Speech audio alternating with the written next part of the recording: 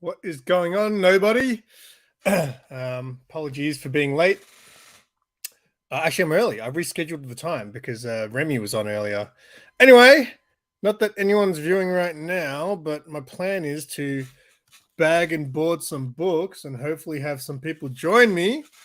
I'm just going to go ahead and drop the link in the chat. And hopefully, I know Gary B's on at the moment, so a lot of people over there. But hopefully, some people want to be my friend. You know what I'm saying? Yeah, so I feel robbed. Yeah, so I scheduled it for 11, but then I saw Remy was on at 11, so I thought, you know what? I better not clash with Remy, and then I jumped on there and we guessed the Tootsies. What's going on, Josh? Todd, what's going on? Mark, what's happening, mate? We'll not be talking about Perth today at all. Not once. All right, so I've got a bunch of bags and boards, and I've got, I don't know if, I don't really want to angle my camera, but I've got a stack like this that are just sitting there, spine rolls and everything. Yeah, so I'm going to bag and board them. Feel free to jump in if you guys want to hang. Hopefully some other people show up, and we'll see what I got. And I'll show you some of the books that I'm bagging and boarding while I'm doing it, you know what I'm saying? So normally I organize these things a little bit better. Normally I invite people pre-show, but I figured we'll just wing it today and see what happens. All right. So I got my Ultra Pros. What brand do you guys use? I actually like the BCW ones too, but they were out of stock on those. So I got the Ultra Pros. And I also in the office today, slow days. Oh, cool, nice. I love how people have jobs where they can literally just have streams on the whole time. What's even funnier is sometimes people are at work and they'll be on the stream. That's even funnier. I know Bill Comic Mag Musings used to be on Cover Slingers on Greyman's channel, and he'd actually be at work. So every now and then he had to just mute and do because he's on a web call sort of thing. So BCW silver board, Ultra Pro silver bat. Oh, okay. So you mixed up. Yeah. So the reason I like BCW, and now this hasn't always been the case, but what I've found with these bags and boards is they're not always the same. So there was one time I ordered some Ultra Pros and the books were really tight, right? I was like, why are they so tight? Oh, sorry, the boards were really tight. And then the next set I bought were fine. So it was kind of weird. But I bought BCW ones. So when we had that big drought and you couldn't get bags and boards anywhere, I went to this comic shop and they had BCW ones. And at the time, I think I had boards still, but I didn't have bags. So they sold me back, and I said to them, hey, do BCW bags fit Ultra Pro boards? And they're like, well, why don't we find out? So they opened up some Ultra Pro boards and chucked it in the BCW bag, and they were like, yeah, it fits fine. So I bought the BCW ones, and what I found was square bound books fit in the current ones, but square bound books don't fit in these current ones. So I found that fascinating. But then the next time I bought BCW bags, the square bound books did not fit as well. So it's kind of bizarre because square bound books I was putting in Silver Age bags, but I barely buy Silver Age bags, so I haven't had any for ages. So when I found those BCW current ones, they were fitting all of them, which was really cool.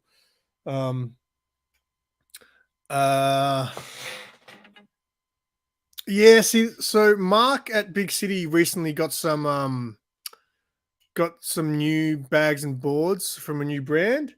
And I haven't really tried them though. I'm scared to try new bags and boards. I just like to stick with what I know. So all right. So yeah, if anyone's watching, links in the chat. So feel free to come on in. Let me just quickly reply to Sarah asking me if I want books from Midtown.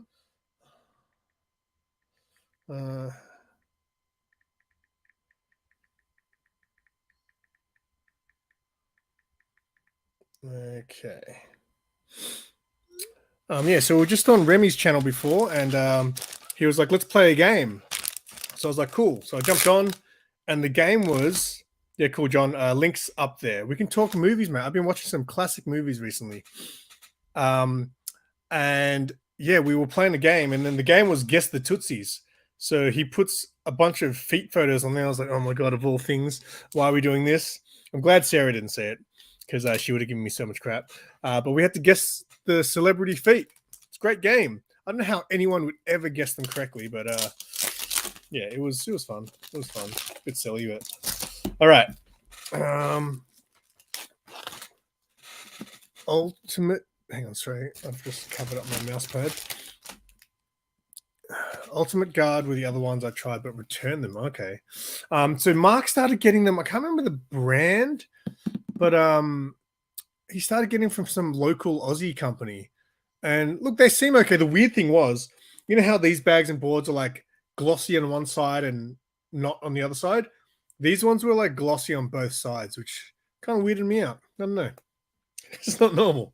So, all right. Let's get this show on the road. I haven't bagged and boarded for over a month. So, yeah, my pile is disgusting. And the other day, me and Sarah actually went through my comics to try to sort them, and it's like an impossible task. I've got so many unread comics, it is beyond a joke. It's embarrassing, to be honest. There's an Aussie Formula One photographer. Guess the shoes. Okay. Oh, well, guess the shoes is a lot easier. I have a friend from work who says he can just look at your shoes and know exactly what they are, what year they were, and all that sort of stuff. So I know shoe collecting is a big thing. I've got a pair of, I just bought a pair of new Jordans. They're on the way in the mail. I'm a shoe guy now, you know? Hashtag shoe guy. All right.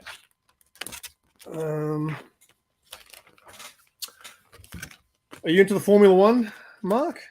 Because I know that was just down here, what, like a week or two ago? It's a big deal, apparently. People are into their Formula One. BCW Mylar. I need to get some Mylar in my life. BCW Mylar Silver Age for the special books. Yeah, see, I want to get like a bag of Mylars because I know they're a lot more expensive. I'd like to get a bag of Mylars. Like they come in a pack of 50, right? And like do a video called Mylar Worthy. So like I have to choose 50 books that are worthy of going in the Mylars because I'm not gonna do my whole collection in Mylar, obviously. You love the Formula One? Okay. I don't know. Like, I just don't. I'd imagine watching Formula One on TV would be a lot more exciting than watching it live. Like when you're there live, I mean, you see the cars come around once every what, 5-10 minutes. You might see some cars cruise around. Yeah. So I haven't got. Actually, no. I've got a couple of Mylar bags. I remember Grey Man sent me a book that came in Mylar. And I bought some books from J. Scott Campbell's website, which is also came in Mylar. Crap, I didn't bring my sticky tape over here. I don't want to walk away from the screen right now, but I might have to. Give me. I'm going to run, right? Give me 2 seconds. Hopefully John will jump in or someone will jump in to entertain. Give me a sec. All right, I'm back. Okay. Sticky tape. Alrighty.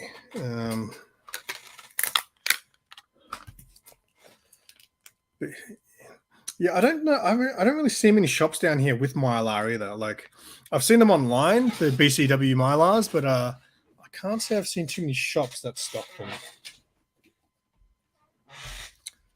them. Oh, here we go. Hey, John. How's it going? Not too bad, mate. Not too bad. Bought any new DVDs recently? Man, did you see that? Were you in the chat for that yesterday? No, I saw I saw the video come up, but no, I didn't. I wasn't actually there live. Yeah, my dad basically decided he was done with his DVD collection, and he put it all in these big trash bags, 3 giant trash bags, and he's like, "Does anyone want these?" And I was like, "Bring them to my house." So it took me an hour and a half to go through them all. It was crazy. I was thinking I should. So back in the day, like I remember my DVD collection was like my pride and joy. So before I collected all this crap, right, that shelf was just DVDs, and it was like 2 rows deep, and It was all organized. And like, I remember you used to walk into my house and it was like the first thing you saw. It's like, oh, check out the DVD collection, right? Right. And now it's just like, I started collecting this stuff and now all that stuff's taken a back seat and it's gone into the closet. So no, it was definitely my first big collection was movies, but it was VHS and then it transitioned to DVD. I had a few comics, but not a ton. I didn't really think about, because obviously before I feel like I've always collected something. So, I used to collect records, for example. Maybe it's like a mental state where you're always a collector. It's just, what are you collecting, right? Yeah, I never thought of DVD movies as being a collectible thing, but they definitely are, right? I mean, I think so. My wife would say I've clearly collected a ton. Yeah, that's how Sarah saw the DVD collection. She's like, what are these? Oh my.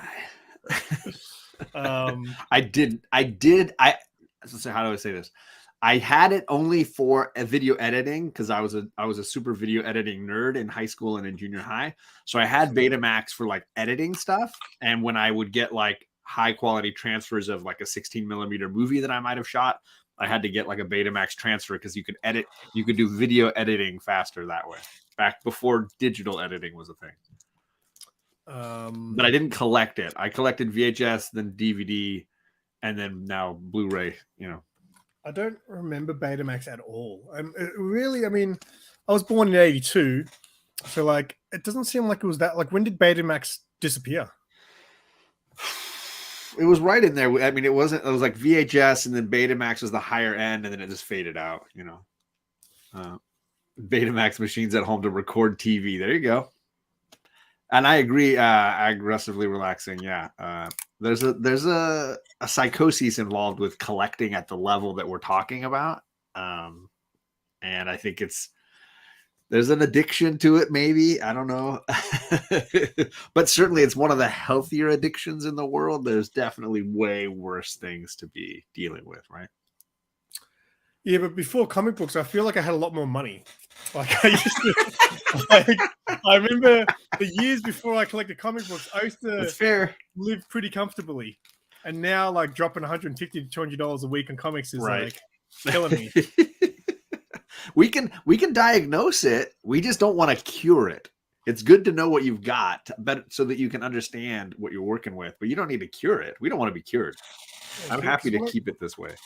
When I used to collect like, DVDs or records and stuff, I wouldn't buy because I come home with like 15, 20 comic books in a week sometimes.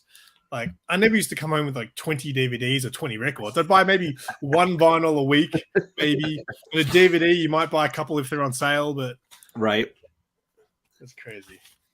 There's a shop that I've found in the last few months near me that sells everything, every vintage anything, and they're known for the DVD, VHS, and Blu-ray stuff, and the deals are just stupid. I've been in 3 times, I think, since then, and it's just You said they have VHS as well. They do. Wow. So I bought a VHS recently. I bought The Crow on VHS just to have as a thing. It wasn't sealed or anything. It wasn't like that, but still to have it for sure. Yeah. We still have a VHS player and a TV that it hooks up to, but it's the same TV that, all the video game systems are hooked into, the N64. I have an original Nintendo, but I have not hooked it up to see how it's working. I'm scared. Yeah, I've still got mine. I know it doesn't work for a fact because I remember the final days when you turn it on and it just does that flashing color. The cartridge doesn't go down far enough. You've got to like wedge something in above it. But yeah, I've got 2 VCR still I kept around. And I need to, what's really hard to find these days? Like a video converter. You used to be able to buy them. Like we used to sell them at my work. So I bought one years and years ago so I can convert all my stuff to digital. Sure. And it just had like it was just like a little box you plugged into your TV. You plugged a USB stick in, you connected whatever VCR or whatever. Right. All you do is press record and then press stop, and it just records it onto a USB stick, right? It was excellent. Easy. It worked for my video camera for some reason. So I got all these, like, the mini DV tapes that used to come out. Yep. So I converted all those. But for some reason, my VCRs would not work. When you plug the VCR in, the picture wouldn't show up on the TV. So you were still recording, but you wouldn't be able to see what you were recording. So I don't know why, but you just don't know if it worked. yeah, exactly. So because I've still got a lot of old VHS tapes from like just home videos, like Sure. old gigs that we played and stuff like that, which I really need to convert eventually before those tapes just like wear out. For sure. Yeah, my mother-in-law wanted me to go through when I was in college and help her transfer all her 16 millimeter films when she was a kid, because they would actually shoot film, on vacations pre VHS. So they had like these fun little 16 millimeter reels of their trips, but that stuff gets so brittle. I mean, it's like Silver Age comics sometimes, where it just feels like it will just break apart in your hands. What's up, Gore? What's going on, mate? So I was trying to what I was doing for that was I would project it at a really nice white screen and then set up my video camera right next to the projector and just record what was appearing on the screen. Yeah. I had this like a film camera, like just photo camera. I had it for like almost 20 years. And I had photos all the way back from when I was like probably in my early 20s. And every now and then I would just take a photo with it. Like I'd see it there and I'd take a random photo. So I had photos spanning like 15 or more years. Wow. And then I eventually took it in to get the film thing printed. Processed, and yeah, only the most recent photos came out. So because I remember some of the photos on there and I was like, oh, I can't wait to see that photo. Oh, that's too bad. I was very upset. That is frustrating. That won't happen anymore though, mate. I mean, I don't know. I feel like every digital, unless you're saving it in the cloud or something, like wherever you save your photos, you're still in danger. Like I've lost so many laptops over the years and external drives and stuff that just died and I couldn't get it back. Yeah, that's scary. So now all my stuff's on the cloud, but all my original iPhones and stuff, all that stuff I used to convert to my desktop. Sure. My desktop's about 12 or 13 years old now. It's running Windows 7. That's when it gets scary. And I'm like, I need to copy them onto a hard drive. I'm scared though. Yeah. There's so many photos. I'm scared in the middle of that process, it's just going to be like, yeah, no, this is my last breath. Goodbye. But that's when you take it to a professional and say, can you help me with this before the computer's dead? Those professionals charge you because they're like, we know how bad you want these. How much is it worth to you? Right? Yep, for sure. But at least you get what you pay for, right? I guess I've got friends who surely are smart enough to do that. But we lost a ton of like Kate's baby pictures and stuff with a hard drive that just fried on us, like an external hard drive. It was so frustrating. So we sell that stuff at my work, right? Mm-hmm. So I'll tell customers, hey, you should get a hard drive backup stuff because you don't want to lose stuff like photos. You can't replace that stuff. But the problem is when the customer comes in with that hard drive, this hard drive is faulty now. So I did the right thing. I copied everything onto it. I backed it up onto a hard drive. Now the hard drive won't read on the computer. Right. And like which happens a ton. Exactly. So it's kind of crap because then they'll be like, what can we do? So like all I can do is I can run it through our fault system and give you a new hard drive. Right. But that's not gonna get you back what you lost. Yeah. Yeah. It's there was this girl I remember who came in. It was their third hard drive that had done the same thing. And they're expensive, man. Those terabyte whatever drives are expensive. Yeah. And she was like, what do you suggest? I was like, I can't. You're like the unluckiest person in the world. What's your religious belief? That's what you should start praying to.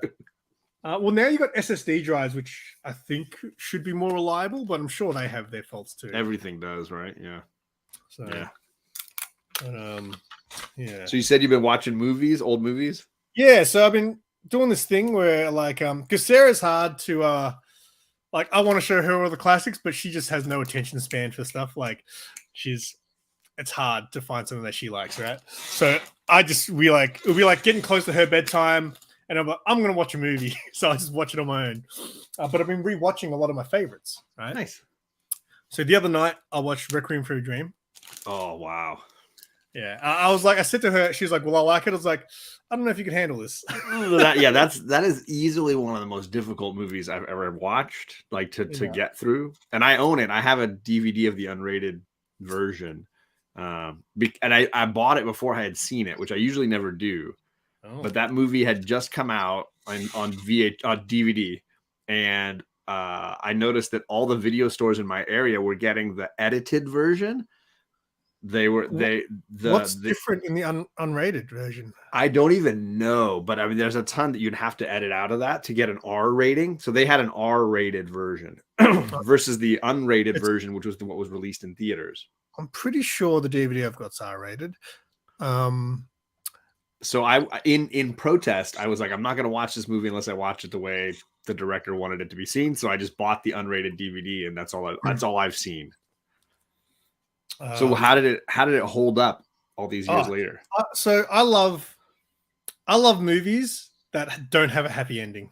Then you picked the right one. That's my thing. I just like, life's not always a happy ending, guys. So it's going on Perry. So I really enjoy movies when you don't, because it's so predictable when it's going to be a happy ending, right?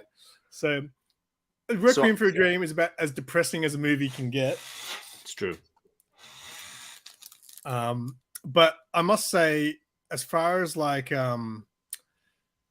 obviously I've seen it quite a few times. What's going on, Sean? Definitely, I guess now that I'm a bit older, because I haven't watched it in years, the emotions definitely hit harder now that I'm older. I feel like it was rough at the end.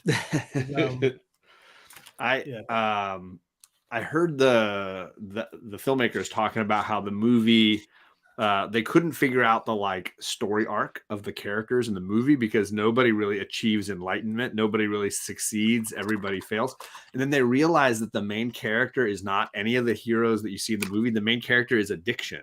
And it does have a happy ending for addiction. Like if you watch the movie from the point of view of addiction winning, then it's a happy ending. Addiction wins, right? Whether it's drugs or fame or whatever, like you see characters succumbing to their addictions, and then they were like, oh, then they understood the structure of their movie, because they were like, if I look at it from the point of view of addiction as the main character, it totally works. It's interesting. It's one of those movies that it uses that same thing like about 5 times in the movie, yeah, which I love. Yeah. It kind of doesn't have the same effect by the end of it, but it's not a lot of weed, Perry. It's not a lot of weed. It's more heroin and speed, like the diet pills that the one lady's taking.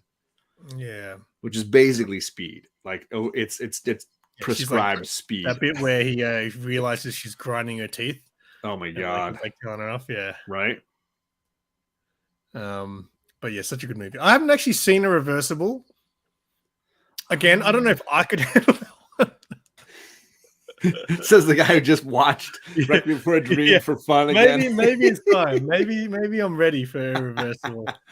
I honestly don't know that there's a harder movie for me to watch than Requiem. Like it's a great movie and I own it. But as far as watching it, like it's powerful. I think it's a great movie for addicts to watch or for people in situations with proximity to drugs and like in that vein, pun intended, I guess. It's just I think it's a powerful look at all the ways in which humans are so flawed. Yeah. Last night I rewatched $1 Million Baby. Ooh, wow. You're getting all the depressed movies. There you go. Yeah, so that's one of my favorites. It was very slow though this time around. I just felt like I was kind of picturing, because Sarah was kind of just asleep on the couch. I was like, yeah, she wouldn't be able to handle this either. It's just too slow for her.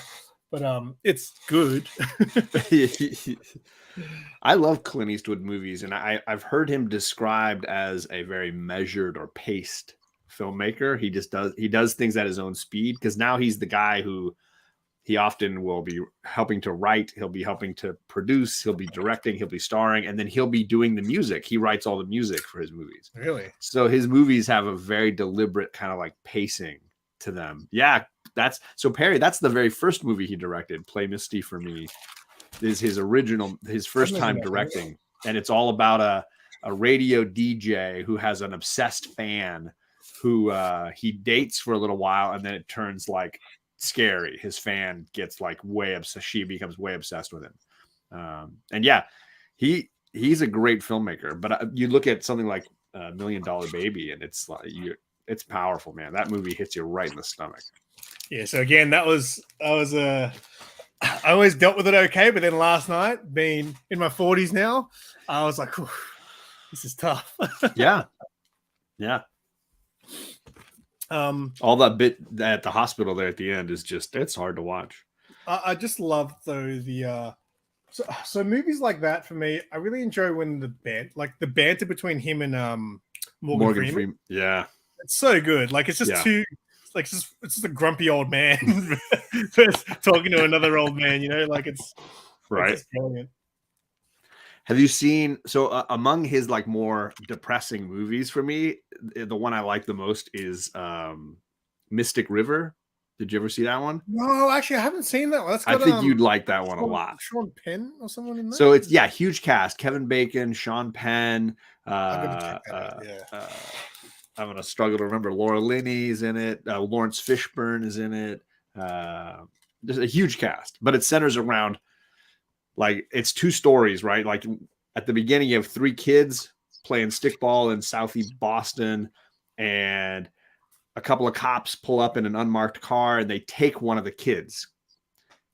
He was drawing his name in the sidewalk in the, and in the fresh concrete, and they steal him. Yeah. Tim Robbins is in it. They take one of the kids and they abuse him. They, it turns out they weren't cops. They were faking to be cops. They were just looking for a kid to kidnap and abuse. Oh, Jesus. The kid gets away. He gets home again, but he's never quite the same again. And then the most of the story is you see these same three boys now as adults. One of them has become a cop. One of them used to be a kind of gangster criminal, but he's kind of straightened his ways. And then you see the kid that got abused is a struggling dad, and he's got a kid the same age as he was when he got abused, and he's struggling with that. And they've never really dealt with their problems. And right at the beginning of the movie, a character dies, is murdered kind of graphically. And everybody's looking and pointing fingers at each other. Nobody knows who did it. And everybody's starting to question, is that kid who got abused, is he now an abuser, right? Did the violence make more violence? And it's powerful, man. That movie, Sean Penn, Tim Robbins, Kevin Bacon, Lawrence Fishburne, like that. And that's not even the ladies. There's some great ladies, and Laura Linney's in it. So good. Yeah, I do remember when they came out, getting a lot of it's like a Greek tragedy. Like nothing's going to go right for these characters. Like you just know it from the beginning. It's just going to get worse. Like everything's going to get worse. There's so many lies and so much distrust. And yeah, it's powerful. Yeah, I need to put that one on the list. Clint Eastwood's just great. I think he really makes quality movies. Because what's the other one? The only other one, I know he did Gran Torino, which was pretty good one. Yeah. If you want another, I mean, obviously his Western quote unquote masterpiece, Unforgiven, is also like a very heavy. I haven't seen that either, actually. I'm not huge into Westerns, but I know that most of them have happy endings, so I can see why you wouldn't enjoy them as much. It's not that I don't enjoy it, but it throws me off when it's not a happy ending. I'm like, oh, that's really cool. See, Unforgiven was the story goes that he was given the script early on in his career that like he should make this movie Unforgiven, and he read it and he's like, this movie's great, but it's going to be basically the last Western I make, because it's going to be a very different statement from all the other Westerns I've made up to now, where the hero always wins. This is going to be a dark one where there really is no good guy. And when he got around to making that, it was like, wow. Yeah, Gene Hackman is phenomenal. Richard Harris, Morgan Freeman again. Great cast. But that's a very different kind of Western. There's no good guys. There's no good guys. And it's really about stripping that narrative away that there was like a hero in the Old West. That there was like, no, there was just a bunch of very violent people. It was a very violent time. It's an American genre, let's be honest. Like it's really an American genre. Yo, what's up, guys? It's Low Res Russ. What is going on with your internet recently? Man, does it still look bad on the phone too? You're not frozen. No, it's not frozen. It's just kind of pixelated. No, you're all right. You're all right. Yeah. Okay. Good to see you, sir. I know the laptop is just garbage lately. they get to a point where they like this one's starting to struggle. I need to go through and like spray all the fans and everything and clean it and get that compressed air and go through it. So Perry, other countries like do their versions of westerns. Like I know that Clint Eastwood got famous for the spaghetti westerns, where he went to Italy, and Sergio Leone and other Italian filmmakers were making Italian westerns. They were called spaghetti westerns, and obviously samurai movies have a ton in common with westerns as far as like the lonely hero with a like a code of honor. Like samurai movies and westerns have a ton in common. Isn't Magnificent Seven based on like the Seven Samurai? Yeah. And there's several movies that have been made as a western first, and then later as a samurai movie, and then vice versa. That happens a bunch because the commentary is very much the same. The idea that in samurai era of Japan, you'd have these characters that like were living out on their own, and there was nobody to take care of them. There was no like sheriff, no local law, and you would just have, you know, the power of the strongest survive, you know, much like the American frontier. I mean, really, Perry, you could look at it either way. Are the cowboys the samurai of the American frontier, or vice versa? No Country for Old Men has a wonderful ending. Don't get me started on Cormac McCarthy here, Gore. This is going to derail fast. Just going back to director's cuts and things like that, right? I don't know if I've ever spoken to you about this because I've mentioned it a few times, but the movie Butterfly Effect. So what's the ending that you know? So there's two. Yeah, that's right. Correct. The one I always remember, because it's just like so buck wild, is the one when he's like, she's not in here, sweetie. She's in your bed, I think. Sorry, my daughter Charlie is looking for the cat we're watching. The one I remember is the one when he's in the he uses the umbilical cord and finishes himself off. Because it's just buck wild. That's such a crazy ending to a movie. That is not the original ending. The original ending was the other one. So the one that was shown in theaters, and when it got released, they released the original cut on VHS. Okay. But the DVD had the new ending. Oh, okay. So I had the VHS on it, right? So I was like, oh, this is such a great movie. And then I eventually bought the DVD one day and watched it. I was like, wait a sec. What? What do you mean? You're going back into the womb. Like, and then he kills himself. It's so hilarious that like he's like, you're cognizant as an embryo to like do that. It's a buck wild ending. Do you remember the other ending? I don't.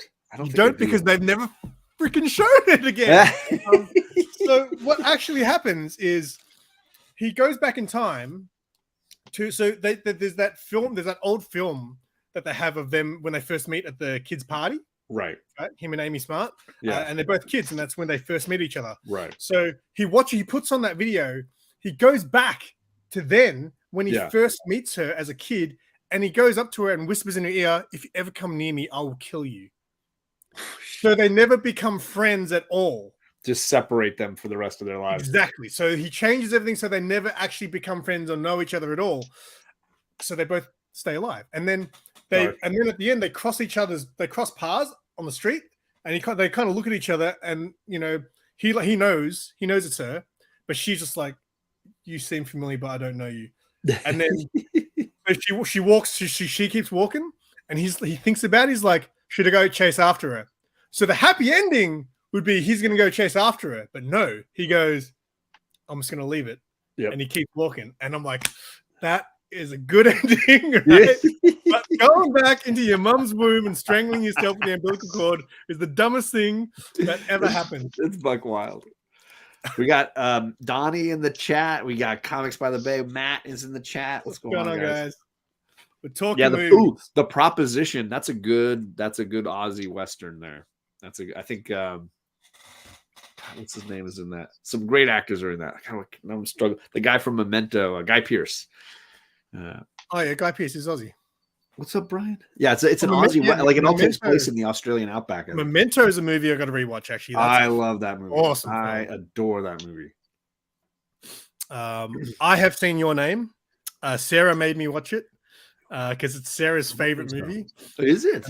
It's an anime. It's like an anime movie, but it was really confusing for me. So I get it, and again, it tugs on the it tugs on your emotions, but Yeah. I was really confused watching Your Name because it's about like how it's kind of it's like a body swap kind of movie. Okay. They wake up one morning and they've switched bodies or something, and it was just confusing. They didn't really explain it that well in the beginning. I remember. What's going on, Fish Cat? And Schultz too. What's up, Schultz? What's going on? You haven't seen Proposition. There's a lot of classics I actually haven't seen that I need. Well, it's to a Western. You might have avoided it. I get it. If you don't like certain genres, I get it. Like you would spend time watching them. It's weird because I would have when I was younger. I didn't. It's kind of like fantasy. Like when I was younger in my teenage, like when I was in high school, I used to love the idea of fantasy stuff, right? But then once I became an adult, I completely. So, for example, Game of Thrones. Sure. My ex-girlfriend was like, "Oh, you've got to watch Game of Thrones," and we watched the first 2 episodes. And she was reading all the books, so she read all the books. She's like, "We got to watch this." So I watched the first couple of episodes, and it was good. But after that, I was like, "You know what? I don't think I'm into it." She's like, "Why not?" I'm like, "I'm not really into dragons and stuff." And the thing was, there hadn't been any dragons yet. I was just making a joke. Not at that point. Not in I was season just making one. a joke. I was like, "I don't know. I'm not into dragons." And she goes, "But the dragons don't show up till later." And I'm like, "Oh no." They do actually. Yeah, they're a big part later. For me, it was horror. As a kid, I was watching every horror movie. I watched all of them. I was obsessed. I was crazy for all slasher, true crime, whatever. And then I just grew out of it. Like nowadays, I like thrillers, but I won't watch slasher movies. I'm just like, I'm bored by it. Like the genre doesn't excite me anymore. Slashes are because slashes are always very predictable as well. Super repetitious, right? So when the first Scream movie came out, I was obsessed. Yeah, I was super into it. Jamie Kennedy's character. Yeah, the movie expert, right? So I wanted to like be that guy. So I went and watched all the old 80s slasher flicks, and they were bad. There wasn't many that were good. So, I love Mads Mikkelsen, Donnie. I don't know if I'm rewatching his Hannibal TV series. That he is freaking great. Mads Mikkelsen is dope. What's a classic movie you've watched? Super Us. I know you haven't watched a movie for the last 3 years. I used to love like horror movies growing up, like John said. Yeah, man. I used to be like I remember the very first scary movie I watched. I can't remember how old I was, but I was probably too young to watch it. It was Child's Play. Oh yeah. Because I remember like trying to sleep the night after I watched it, and I was like paranoid my like action figures were going to come to life and try to stab me while I was. So I snuck up and I snuck them all like outside and came back in and locked the door and went to sleep. The worst movie like that for me was I remember sometimes because I had a TV in my room when I was younger, and sometimes I was supposed to be asleep, but I just had the TV on. And there was one night when Arachnophobia was on, like late night. So I watched that, and then I could not sleep that night because I have a massive spider phobia. Man. No, I loved those movies when I was a kid. Faces of Death. You guys watch that movie? That movie was crazy. I don't think they try to make it look like you're watching actual deaths, but it's just all staged. But they pretend it was very Blair Witch. They pretend that you're seeing like actual, kind of like found footage type movie. They tried to make it, but as far as I understand, it was all fake. Like it was not real. Really? The ad campaign was like, no, this is real, but it was not, from what I understand. I remember watching Texas Chainsaw Massacre as a kid. Yeah. And then hearing that it was like based on a true story, and that freaked me out. Yeah, the true story is so different though that it's like, is it based on a true story? Like Ed Gein's life is very different than what you see in that movie. But Ed Gein's life is crazy too. Like that story is nuts. But all movies based on true stories were so bullshit. Like think about Dragon, which I love this movie, Dragon, the Bruce Lee story. Right. I love that movie, but man, he's like fighting this demon samurai guy and stuff like that. I was like, did that happen? No, I don't know if that happened. It happened in his heart, in his soul, in his spirit. That was his demon that he was fighting, right? I mean, right? Yeah, the curse of the family Lee. There's another movie that's based. Last time I watched Bloodsport, it'd been a long time. And then at the end, it was like it told you like Frank Dukes' real records, and I was like, Right. oh, I forgot this was based on a true story. You read his records, and you're like, wait a sec, that's impossible. Like it was like fastest knockout, 0.26 seconds. I was like, what? And it was like most men defeated in one day, and it was like 200 something men beaten one day. I was like, what? There's no way this is believable. Good on Bob. That sounds like Call of Duty stats. Bye, guys. How many men did you have to beat off in one day, Simon? What was it? It's just I come in at the end of that. That's what she said. That's what she said. Ooh, the Sarlacc pit. Yeah, great cover. I saw a meme about how like apparently the Sarlacc pit in one of the Mando or Boba Fett shows like pulls down a spaceship, and they're like, you couldn't pull Lando Calrissian 10 feet, but it can pull a spaceship down. What happened? Are you not watching? You don't watch Mando? I haven't watched this season because I still haven't finished Andor yet. I feel like I got to keep up. I'm a season behind now. Are you enjoying Andor though? I'm like 3 episodes in. Everybody else in my household has given up, and I'm like trying to stick it out. I hear it gets really good. I'm just like, but like with everything Star Wars these days, people are like, it's really good. You just got to get through 5 seasons, and then it gets really good. Yeah, right. That's what I keep hearing when people are talking to me about Star Wars. Yeah, I want to get into the animation stuff. Stick through 6 seasons of Clone Wars, and then it gets really good. Yeah, exactly. Simon and Bob, you watched any movies recently? Movies? Yeah, I picked up a few more steelbooks for my collection. So last night, I think, or maybe 2 nights ago, I watched Stripes. Nice. With the Winnebago there. Yeah. Death. How did you feel like that holds up? Because I feel like when I watched it as a kid, I loved the first half of the movie, and then the second half gets there, and I'm like, it's all right. Well, I told my wife we started the movie at like 8:00, and she usually gets pretty sleepy by 9 or so at the latest. So I told her, I was like, "This is a perfect movie because only half of it's good. As soon as they leave training, it just sucks." Okay, good. I'm glad I feel that. Yeah, but I also remembered it being better as a kid, and I realized probably because about every 30 minutes they show boobs. Like and when I say boobs, I don't mean like one set, but like a room full of 4 or 5 women with their boobs out, running around, chasing each other, and falling over. So I was like, that's probably why I remember this being such an awesome movie as a kid. Oh my god! Yeah, there it is. 70s or 80s? Stripes. It'd be the 80s, surely. Bill Murray and John Candy and Harold Ramis. Those films were like a genre back in the day. I used to call them tit for no reason movies. Yeah. That was the 80s comedies. That they always had to do that. Oh yeah, it's good stuff. And it's got little like I love what they did with the case. Yeah, so put like that's it looks like a medal, but it's her butt. Yeah, it's her butt, and then there's beers together, and then there's a cigarette on that one. I saw that. And pizza, and there's boobs. I didn't see that one. There you go. That's Wonder Woman. That's pretty good. So I watched that, and I got 2 more movies to watch that I picked up. I got Zombieland. Ooh, nice. This is all steel books, of course. That's all I get. Sure. So if I can avoid it, I mean, if I have my druthers anyway. And then 4K, which is only my second 4K one. Oh yeah, it's John Carpenter's "They Live." Oh wow, Roddy Piper. Classic. Now, I loved that movie as a kid. I remember every time it was on TV, I was so stoked that it was on. But then I rewatched it when it came out on DVD, and it was tough to watch.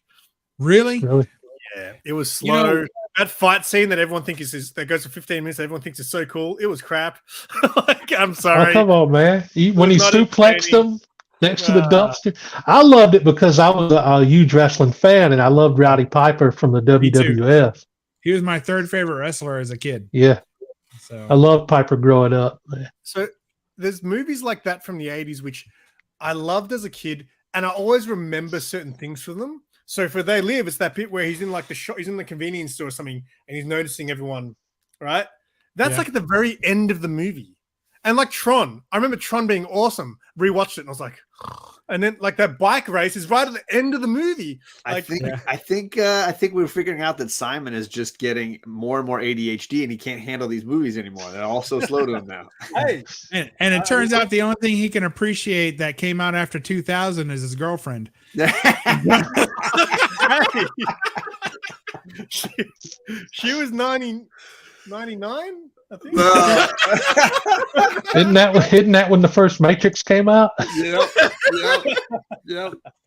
Oh my god, so good. I do need to watch They Live again, but I feel like Carpenter's films in general hold up well for me. Like The Thing, Escape from New York, Halloween. I mean, I feel like was it the Precinct 13? I feel like his stuff really holds up, and I enjoy it. And Big Trouble in Little China. Oh yeah.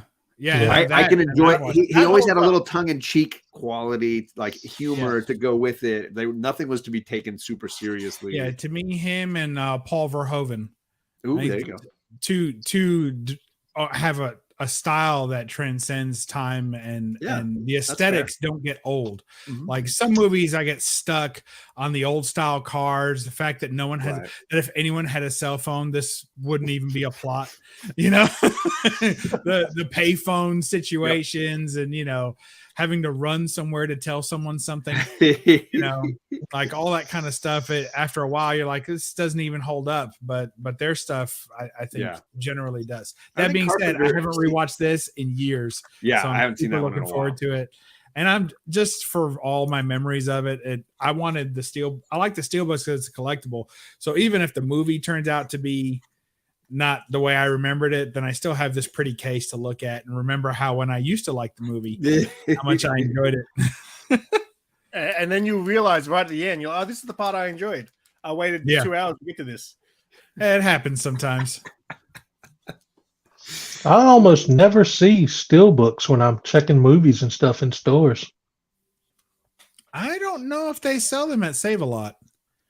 Is that where you're looking for your movies? I thought you didn't. I usually check like Walmart, Target. I thought you didn't have those in your town. Yeah. It's about maybe a 15-minute drive to Target, but Walmart's pretty close. That's not bad. Target steelbooks, they usually have one or two.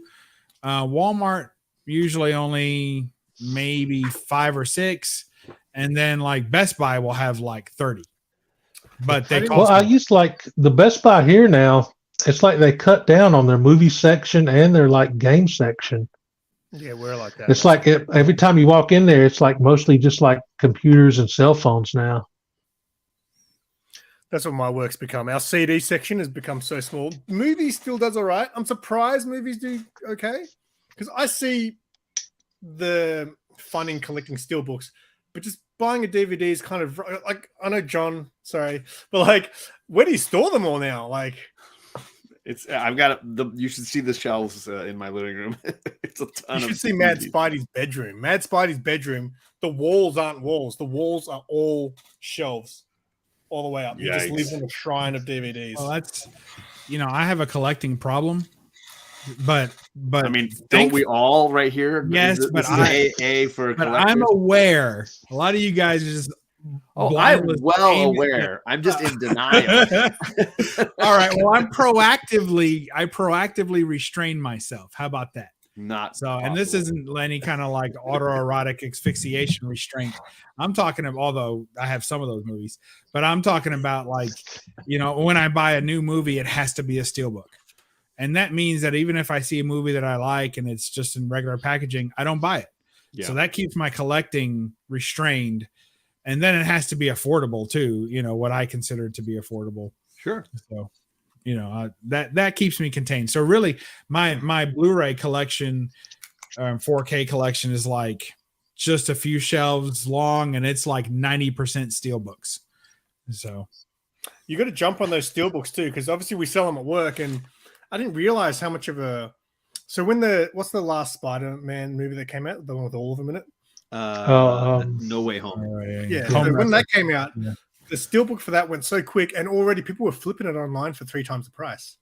Yeah. So we got one for Mad Spidey. We held on to one for him, but I was looking it up, and people were flipping it for like $90 to $100. And then So you some sold people it on eBay? You stunk yeah, them? I should have. Nah, we get in deep shit if we do that. Jeezy Creasy, I took my wife. One of our first like date night solo movies was Escape from LA, and it's entertaining, I suppose. It's just basically Escape from New York all over again. They just copied the same. It was copy and paste movie writing.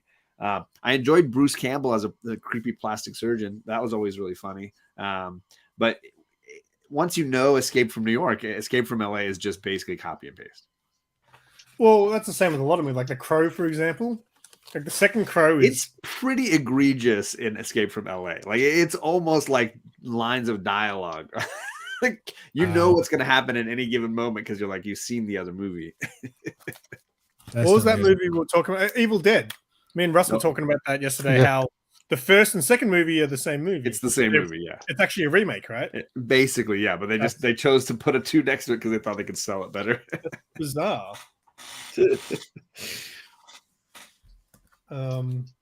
Actually, the new one actually looks pretty good. I don't know if you saw the trailer for the new Evil Dead, but it actually looks pretty good. I didn't see it, no. But you guys seem pretty pumped on it.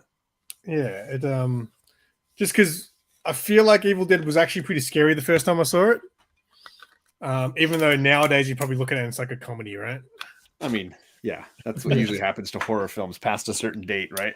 Yes. I know, like the technology matures. like Deadite that come up out of the basement. It's like total claymation.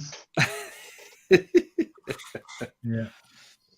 Well, I think Gore, you and I, the thing you and I have in common in a big way when it comes to film, I think, is neither of us love camp as a genre. Like it's my least favorite genre. When people are like, oh, it's a really fun campy movie, I'm usually like, I'm probably not going to enjoy it. Now, Sam Raimi movies, he's one of the few filmmakers whose campy movies I can enjoy. But in general, you look at Bruce Campbell movies, they're almost all camp. Like he is a tongue-in-cheek actor who wants the audience to know he's in on the joke. And if you don't like campy movies, you're not going to like Bruce Campbell movies. I mean, Bubba Hotep. I mean, that's a pretty campy film. I can laugh at it because I like Bruce Campbell, but it's not quality entertainment. I've got my mate gave me a random figurine. It's from Xena, but it's Bruce Campbell's character. Right. But I don't remember. He just offloaded a bunch of toys to me. I was like, what is this crap? He was like, Bruce Campbell. Bruce Campbell in Xena. Oh, awesome. Thanks.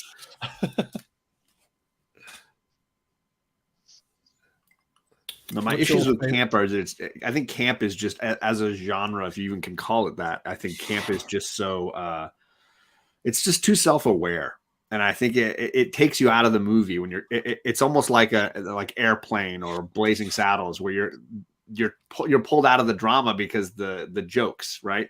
So campy movies, they've got to be super funny like Mel Brooks, or they're not worth watching. So you find. You find Mel Brooks and I suppose who are the Zucker brothers, right? Or some of the other directors of some of the other films you mentioned. You find them to be camp? I think they're definitely that satirical camp style. I think they're satire, but I don't find them to be camp. I know that there's a line that needs to be drawn there, right? But I'm with you if you ever want to try and draw that line together. And I think when you're done drawing that line, you're going to find Bruce Campbell on one side of it, and you're going to find Leslie Nielsen, like the Zucker brothers and Mel Brooks on the Leslie other Nielsen will be over here, and Bruce Campbell. All the Naked Gun movies. Yeah. Because I'm okay with sight gags and absurdities, and that's still not really camp to me. For me, it's just it's a matter of skill, and I view the Zucker brothers and Mel Brooks to be a step above the guys who end up falling deeper into the camp genre, if you want to say. I view the skill and talent of the filmmakers like the Zucker brothers or Mel Brooks is so high that they rise above the form. Okay. Mel Brooks is why my channel exists. Aggressively relaxing says, yeah. What's your favorite sequel? There's only 2 answers to that. Terminator 2. Terminator 2, yes, is definitely one. And what's the other one? There's only 2 answers to that? in my opinion, there's only two that are just like, oh, you know what? Wait. Terminator 2. What? If this is just another way that you can shamelessly plug your ill-watched alien Nerf gun video, then we'll say the other one is Aliens. Is that Yes. where you're going? Very good, Bob. You know me too I think well. you're overlooking several great sequels, like The Yeah. Godfather, or how about I think the greatest comedy sequel of all time is Christmas Vacation. That movie's freaking amazing. That movie surpasses the original and all the others in its entire form. Christmas Vacation rises above all of those movies. Well, I think we need to distinguish between a direct and chronological sequel, meaning the number 2, not a third movie, because Christmas Vacation is the third movie. It's still a sequel. What about though, right? Empire? It What is about a Empire? sequel. That's why I want to make the Okay, distinction, so- because I so was thinking it has to be a the number second 2. movie, Gotcha. the directly following sequel. Gotcha. Empire count? Is Empire the second movie? Empire would count. Yeah. That would be Yeah, be then- both a sequel and a number 2. Godfather. But you know would what's count. interesting about your choice with Christmas Vacation is that it stands on its own. right? You could not have watched National Lampoon's Vacation or European Vacation, and it completely stands its own and has outlasted and had a better legacy than the original 2. Whereas you could not watch, Empire Strikes Back or Return of the Jedi without Right. seeing Star Wars first, Right. or A New Hope, as they say now. Aliens So- you can watch. I had a fun No, conversation. you wouldn't know what was going on. You wouldn't know who Ripley was. You wouldn't know who. They was do a pretty good cyborg job of name. trying to catch you up, but yeah, Well, they're they always catch you up, but you've they're missed something. better with They're They meant didn't to even be. try to catch you up in Christmas Vacation. They don't say, "Oh, remember when we went to Yeah, but you Wally?" can Like they don't do any of Yeah, that you can stuff. say that about A New Hope. You've definitely missed something. You've missed the trilogy of movies. Yeah. A New Hope. Speaking Well, of I They have- Live, this is the I was, comic book version of They Live. Oh, yeah. I was interviewing David Boer last night, Oh, nice. the writer of that book.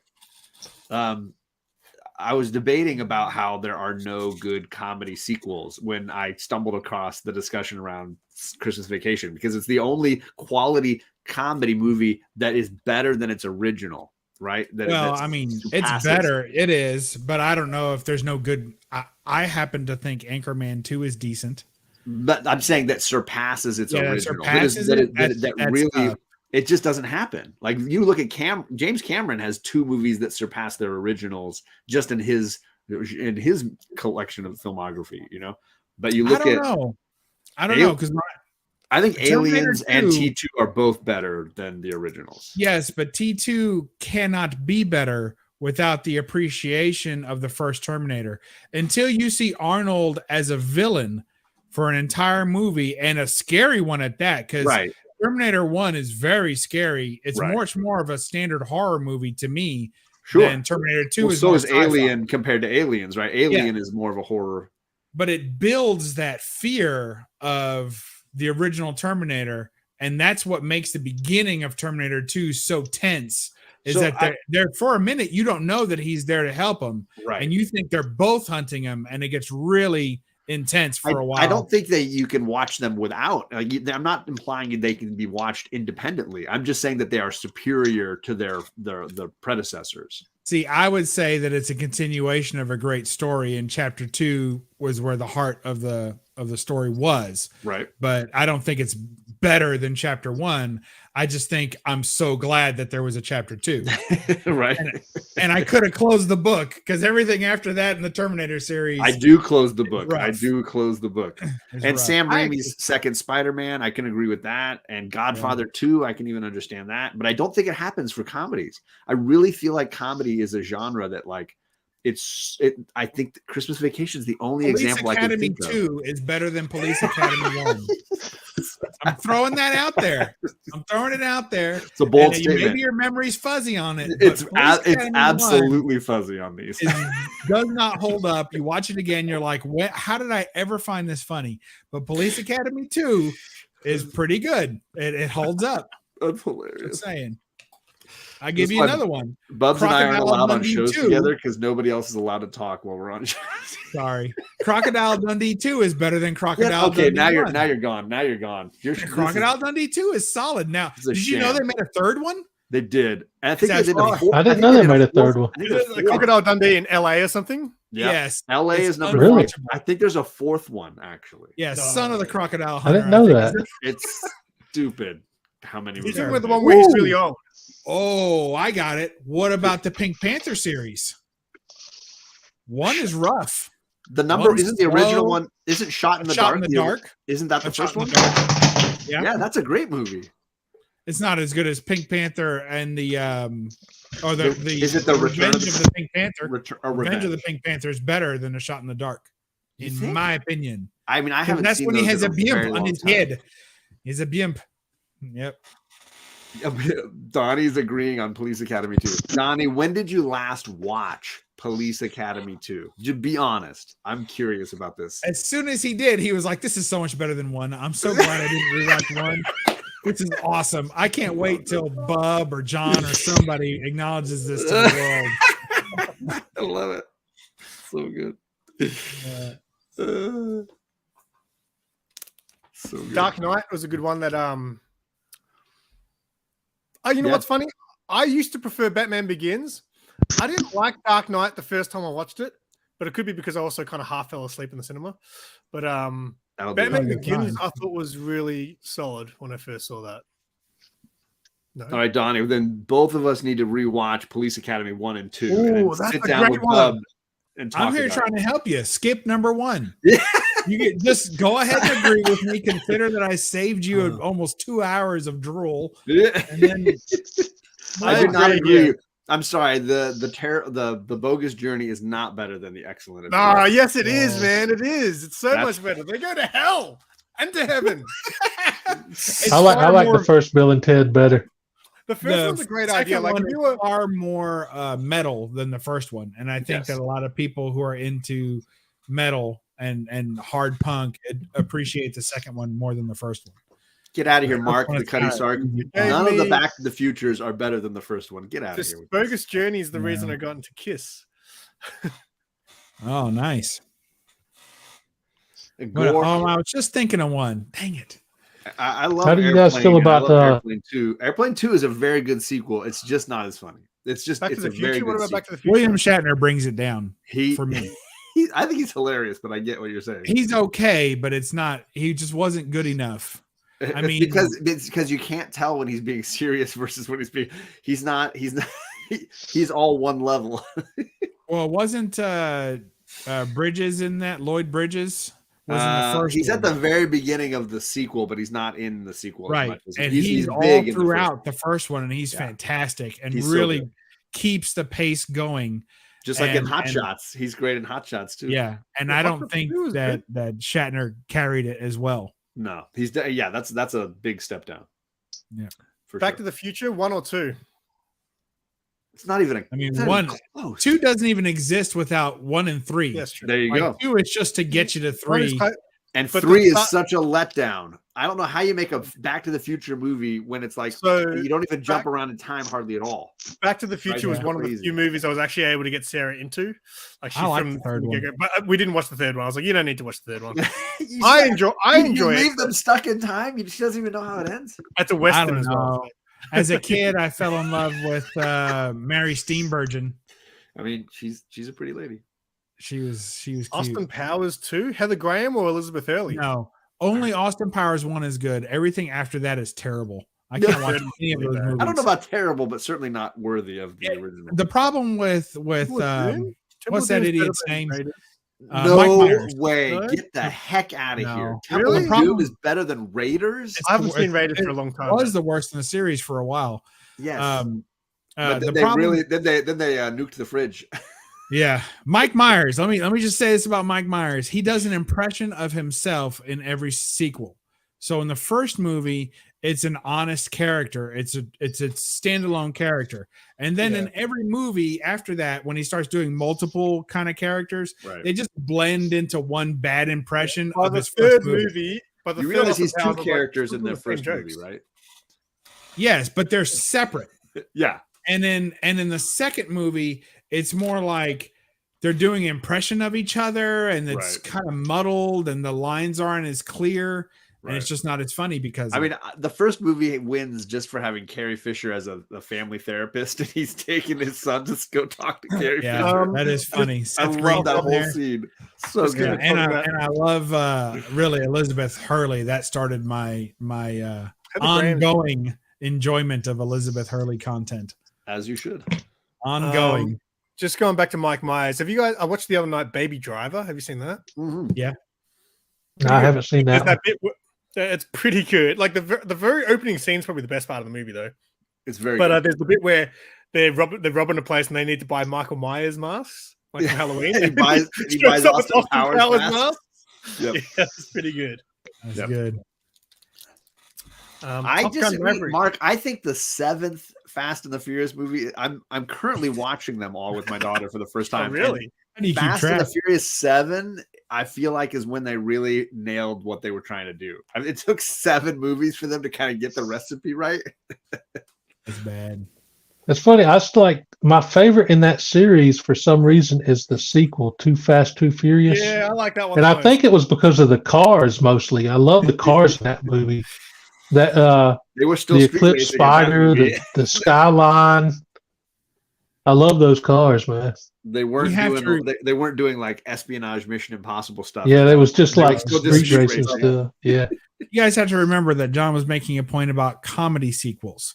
True. There are tons of action and adventure sequels that are better, often because they just get a better budget. I mean, You know, right? the Yeah. first one goes out there Good and they're point. hoping for the best, and the second one, third one get American carte Pie blanche. too. Yeah. I'm joking. First one Well, was if we're classic. talking Band like camp. comedy sequel classics, man, how do you feel about like Son of the Mask and Dumb and Dumber? Oh, Son of the Mask is one of the worst movies of all time. Are we going to start talking about Analyze That? Oh, Oh, Yeah. I enjoyed those movies. Zoolander 2, Jesus Christ. Zoolander. These unwatchable. movies are so bad. I will say, Donnie, I really love Halloween 2. It's a really great sequel. It can't surpass the original. I mean, Halloween is possibly the greatest horror film for me ever made. Like, First one, Halloween yeah. 1 is so Whenever we flipping. were talking I about had to watch Scream that. before, I haven't went watched back it since I was a Another kid. Carpenter film that totally holds up. and it's pretty slow. Simon just, if it can't fit between the appetizer and the dessert, he don't want it. Like, you got to cram it in there. He's busy, man. He's a busy man. Oh, so good. Jaws, Jaws Revenge. Revenge. Mike Licati Sark is now trolling us. Remember Jaws 3D? Oh gosh, Did they that actually was make that? terrible. With Michael what was Caine. that? Yes, but it also Oh, had, the third one is Dennis Quaid. And, Dennis Quaid, yeah, the 3D. And what's his one. name from Iron Eagles? And all the like Louis when I was Gossett a Jr. kid, we just saw it on TV. So everything, well, he was in everything. Yeah. Lou Gossett Jr. He was, they always have a token character, like a token actor who gets every single role for about 6 years. Yeah. He's in everything, maybe longer. Now, Yeah. I think he was a decent actor though, but yeah, Lou Gossett Jr. I remember him in Enemy Mine. That's Oh, a good yeah. one. That's Great a movie. Dennis Quaid, Another Dennis Lou Quaid Gossett movie. Jr. movie I can Yep. get behind. So Much good. better than their team up in Jaws 3D. Yeah. Well, I think that's a low bar. Yeah, but they were together in it. They were mamboing or I limboing mean, right. together. Yeah. Big Mama's House too. He's bagging and boarding. I Or would Dumb and Dumber too, or Dumb and Dumberer. That's Dumberer. terrible.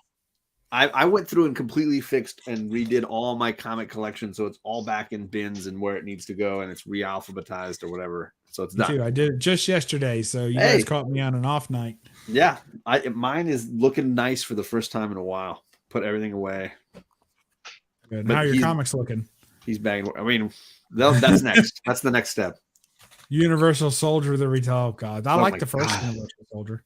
First one was great. I like I Time remember, Cop too. You remember that? Jean Claude, Whoa. all goddamn. That He's had a good. sequel. Do you know who was Wait. in the sequel? When he jumps up and does the splits on the counter. Yeah, that's good stuff.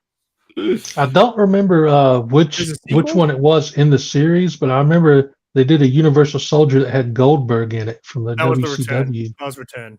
That was It Return. had Goldberg. It also had Andrei Arlovsky, who's a UFC fighter. And so I used to work at Blockbuster back in the day, right? And we can only put on G and PG rated films. I don't know if you guys have G, but we could only put on G or PG. And one day I was working by myself and I put on Universal Soldier: The Return, thinking it won't be that bad. And man, they swore so much in it, I had to turn it off halfway through. Halfway through, you got all the way halfway. You can get no, it was in the morning, no one was there. You could get in deep shit. Apparently, someone got fired once over the phone because one of the regional managers called up the store, was speaking to the manager, and then they said, "Hey, is that Predator in the background?" Like they had Predator on in the store, and apparently got fired over the phone, is what I heard. Which I don't know if it's allowed these days, but so this is why you and I are rivals. I worked at Hollywood Video for about 5 years. I was an assistant manager. I mean, obviously, you were a step. You were the A game. I was the B game for sure. But we were restricted on what we could play. Like there was definitely, I had to be very careful. PG or lower was what we had to play. Yes. Yeah, so what were you go to, John? From RKO Video, does that count? I found one of the movies I could watch over and over again, and funnily enough, still be entertained, was Groundhog Day. So I could put Groundhog Day in and just play it on a loop. And it was almost like it didn't matter what part of the movie I was catching because the movie itself is this loop. Now, the only worry is there is that one sex scene where they're like kind of getting it on the couch. That's like, but it's PG. So it was like, it was fly the whole way through. That was one I played a ton. I watched that movie a lot. And they let me play Lord of the Rings, so I was able to play the Lord of the Rings movies because the violence was very like fantastical. School of Rock. I used to put on School of Rock a lot. That's a good one. I don't know. You like it because you're a teacher, but for the rest of us who aren't, like, it's all right. So funny. It's just okay. It's just okay. It's like High Fidelity. People, I'm gonna go start my own Kick-Ass band. Record movie, music movie ever made. And it's like, really? Is it really that good? I love Jack Black. I think he's just hilarious. He's good. He disappeared off the face of the planet for a little while. I didn't see him in much. And now he's back. He was doing his music thing, you know. Now he's back in the. Isn't he one of the voice actors in the Mario movie? Yeah, he's the bad guy. He's King Koopa. Oh, he's Bowser. Bowser, yeah, sorry, Bowser. The Bourne. He even did a song for it. Like it's hilarious. It's like didn't it get nominated for like an Oscar or something? The song? I don't think so because it hasn't. It just came out, so it would be next year's Oscars. Okay, I heard something. Maybe you heard it early because you're a day ahead. Maybe that could be. And he is the Kung Fu Panda. You are right. He is. Oh, that's good. No, that's a good set of movies. There's not really a too big a disappointing one in that round. I don't know if I've seen the other ones. I've seen the first one. The Kung Fu movie, the Kung Fu Panda movies. They're fun. Yeah.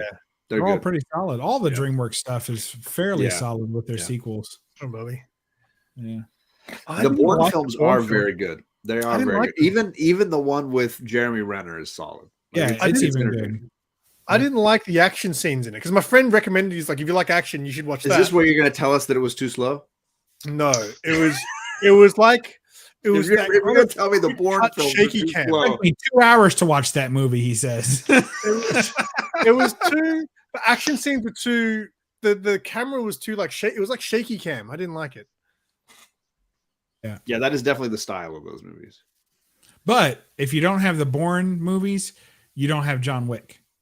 John Wick doesn't come about, and before that, visceral kind of non-superhero type action movies, which is funny because it's Keanu Reeves' fault that we had the over-the-top action movies when they made The Matrix, which is like the world's worst kung fu movie. Which is still a great movie, but it's like the world's worst kung fu movie. On the kung fu bar, it's a little low. Yeah, on the fu bar, the kung fu bar. There you go. Tango and Cash, another great one. That's a good movie. I haven't seen that in forever. And I could watch. But you also, I don't think without the Bourne films, I don't think you'd have Daniel Craig's Bond films look the way. Not at all. No, that was those films were very much definitely following in the style. They did that on purpose. They wanted to do that. Well, that and they got the rights to Casino Royale back finally, so they wanted to reboot the franchise to start it with the original book, the first book. Remo Williams. What about Action Jackson? We're going to talk about Remo Williams. You guys remember Action Jackson? Was that Carl Weathers? Yep. Yeah. He's like, dragging Sharon Stone around like the whole movie. And like teasing her with it. Like, yeah, I'll give it to you later. First, I gotta go do this. I'll be back. You know, she's like, don't leave me without it.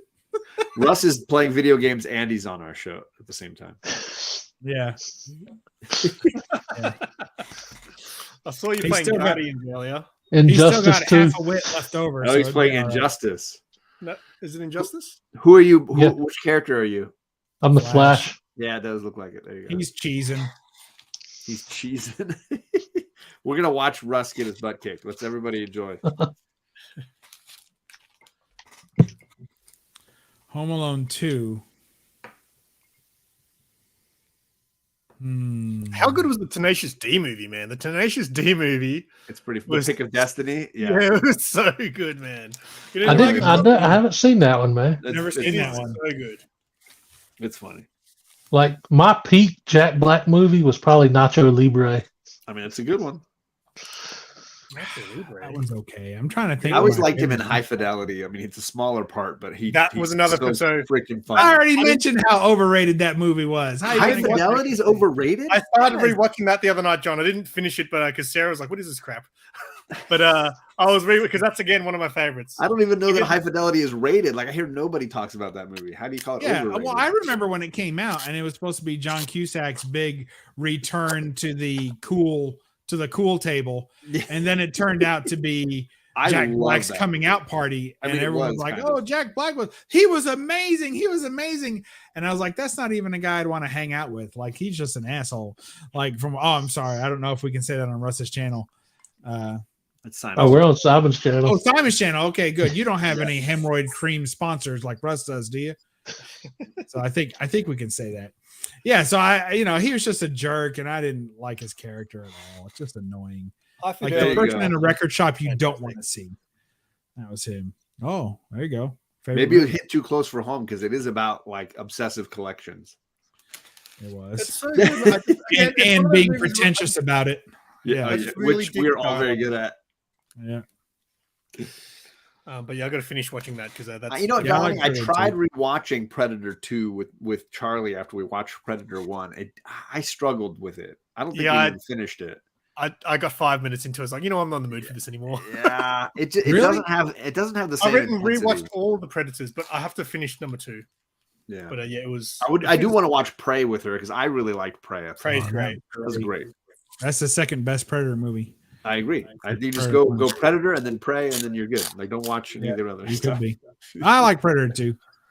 I like Predator We too. But it tried. does get bogged down in its time period. That's Well, one yeah. where you're looking around and you're like, where are they? You're like, 1980s LA doesn't look anything like today anywhere. So it's just too much of its own Comic time. Journey is in the chat. We're here. Comic Journey, thank you for coming. Yes, we are live, and Look at that. and thank you for coming by. I don't have any cigarettes. Sorry. Do you have a Kool-Aid man in your lap? Oh yeah. There it is. Look at that. All the lethal weapons. Tickets to go see Tenacious D. What?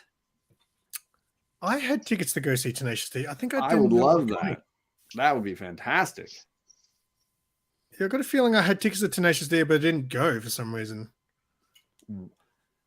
What I've in done- your life? What in your life was more important than that? I was like a massive pothead, so I was just lazy. I also, the funniest thing, here's how our next is. So the other show that I had tickets to that I didn't go to because I was just like, I can't be bothered, was Cypress Hill. That's so good. That was a good miss. Well, I mean, would you guys go see Steve Martin play his banjo? Because that's kind of how I see today. And I also wouldn't go to an Adam Sandler concert. Like, I might see him do stand up. I'd like to see Jack Black do stand up if he can. And I wouldn't mind to see Steve Martin do stand up, but I don't really care anything for their musical components. And I don't want to see Bruce Willis play the freaking harmonica. And I don't want to see Bill Clinton play a saxophone. I went and saw, I don't know if you know who these guys are, but I went and saw the Dan Band live. These are the guys, if you've seen Wedding Crashers, if you've seen Old School, these are the guys that play at the weddings and drop the F-bombs at the ends of these movies. What is it? Hangover. They're the wedding band at the end of Hangover. These guys are hilarious. They play like classic 80s and 90s songs, but then drop F-bombs all through them. They're really funny. And so I saw them live. And it's amazing. It's hilarious. Yeah. I mean, it's just great. It's like a great mixed tape, but like they're just having fun with it at the same time. They're just like shaking it up. Cool. I'd see that. Now that I'd see. But their shtick is music to start with. Yeah, absolutely. And they're good musicians. Like they can play. I'm filming. I mean, your hair's looking a little orange today. Yeah, it's bad. I'm booked in for a haircut next week. It's getting refreshed. It's kind of gross at the moment. You gonna go a different color? Dark red? Just black. Black. I want you to do Nightwing blue at some point. I know you're a Red Hood guy, but I want the Nightwing blue at some point. He likes his girls to have blue hair, not him. Yeah, right. That's right. I get it. Yeah, I'm filming that Wasp tribute band again tomorrow night. I'm getting paid this time. So nice. The Wasp tribute band and a Motley Crue tribute band as well. Is it the same band tributing them both? No. Although everybody's a tribute. The singer from the Wasp band sings in like so he's got the Wasp tribute band, he's got a Skid Row tribute band, and a Judas Priest tribute band. He sings in all three of them. Wow. That's a lot. Last time he performed in both bands, and I was like, man, how do you do two sets like that? Because his voice is like he's got to hit those high notes. How the hell do you do that for 2 sets in a row? We went to see a tribute band that was half Eagles and half Journey. Now, for me, Journey is some of the most technically difficult vocals to pull off. And about half the Eagles catalog are the easiest songs to pull off. They're just sing-along campfire songs. So I thought maybe they'd do okay on the Eagles, but struggle with the Journey. I was not prepared for them to struggle for the entire 2 hours of this set. It was fucking horrible. It was awful. They were getting booed between songs. Wow. When he would start a Journey song, people would shout, "Don't do it. Don't try it." It was an experience like no other. People were, after the first song, everybody ran to get drunk and then it just got worse because it was the worst musical experience I've ever had. Wow. So there you go. Yeah. It was called Faithfully was the name of the band. They sucked hard. Man, it was bad. Let me ask you guys, is this an homage cover? No, maybe. If it is, I'm not familiar with what it's homage to. Yeah, what it's homaging. Homaging. Homaging. Anyone? I think the angle is kind of the opposite though of what I thought. Well, then it's a take on a classic. First Red Hood. I don't think anyone would homage that. Don't you think? I think once you're talking about the first appearance of Red Hood, you're into the coincidence territory. I'd much more believe that. You got it on hand, John? I do. What do you reckon? Yeah, no. I don't know. Are you impressed that I had it at hand? That was very just a little bit. It's in a sale pile. It's even a 9.8. What do you guys reckon in the chat? You reckon that's an homage? I thought it was. That's why I ordered it. But no one was talking about it. I was like, wait, maybe it's not. With the delay, it's going to be 4 minutes before you find out how wrong you are. Let's just rest your I told you I just reorganized my books, so I knew right where that sucker was. That is a book actually on my list. So is that Canto 1. I've been hunting that one down too.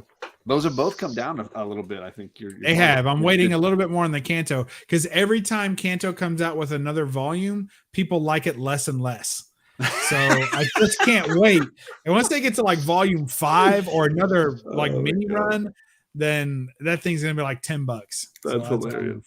But what? Yeah, the new volume starts at the end of the calendar year. I just talked to Boer last night, and he was saying that issue 24 and the next arc I think is coming at the end of the year. That's perfect. I can't wait. Next Patience. February, I'm buying that book. You think Kanto will get picked up for a show? They're already in the works. They're already in the works for. I think it's live action. I don't think it's animated. Live action. Really? I think so. That sounds terrible. It sounds like it might be like a live action LARP or something. Like they'll just film a bunch of people running around with helmets. I don't know. Besides, when they say live action now, they really mean 85% CGI. I mean, right? It could be a mocap kind of thing. Yeah, I'm sure it'll be something like that. Yeah. Well, I need to get it before that news breaks. You heard it here first, folks. Now forget it. Well, those books, I mean, there were so many of them that got damaged. It's crazy how many of them had that weird spine. For twist. the number one? The Canto #1. Yeah. I First, don't care. first print, cover A, whatever. I don't care There's no about other the covers, number. I think it's just one cover. 9.8, 9.0, 8.5. I don't care. Even with a bend, it's probably going to at least be a 7.5. Oh, yeah, for sure.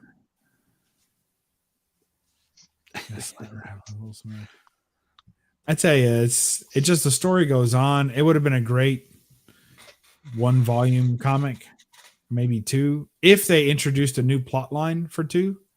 But for it to drag on the way it has, it was hard. Time I got to volume 2. Is it the same writer through the other volumes? Yeah, David Boer and what's his name, Zucker, Craig Zucker, have been the creative team all the way through. They've taken breaks, like they've currently, I think they haven't had a new issue since August of last year. So it'll be about a year and a half. There was somebody on YouTube, I think, that's the only comics she bought was Kanto. Yeah, I remember. What was her name? Like, And now we know why we haven't heard from her since August. yeah, I remember Nothing to following talk her about. channel. She only buys Kanto. That's it. She's a Kanto head. Yeah. Oh, I was just like into one thing.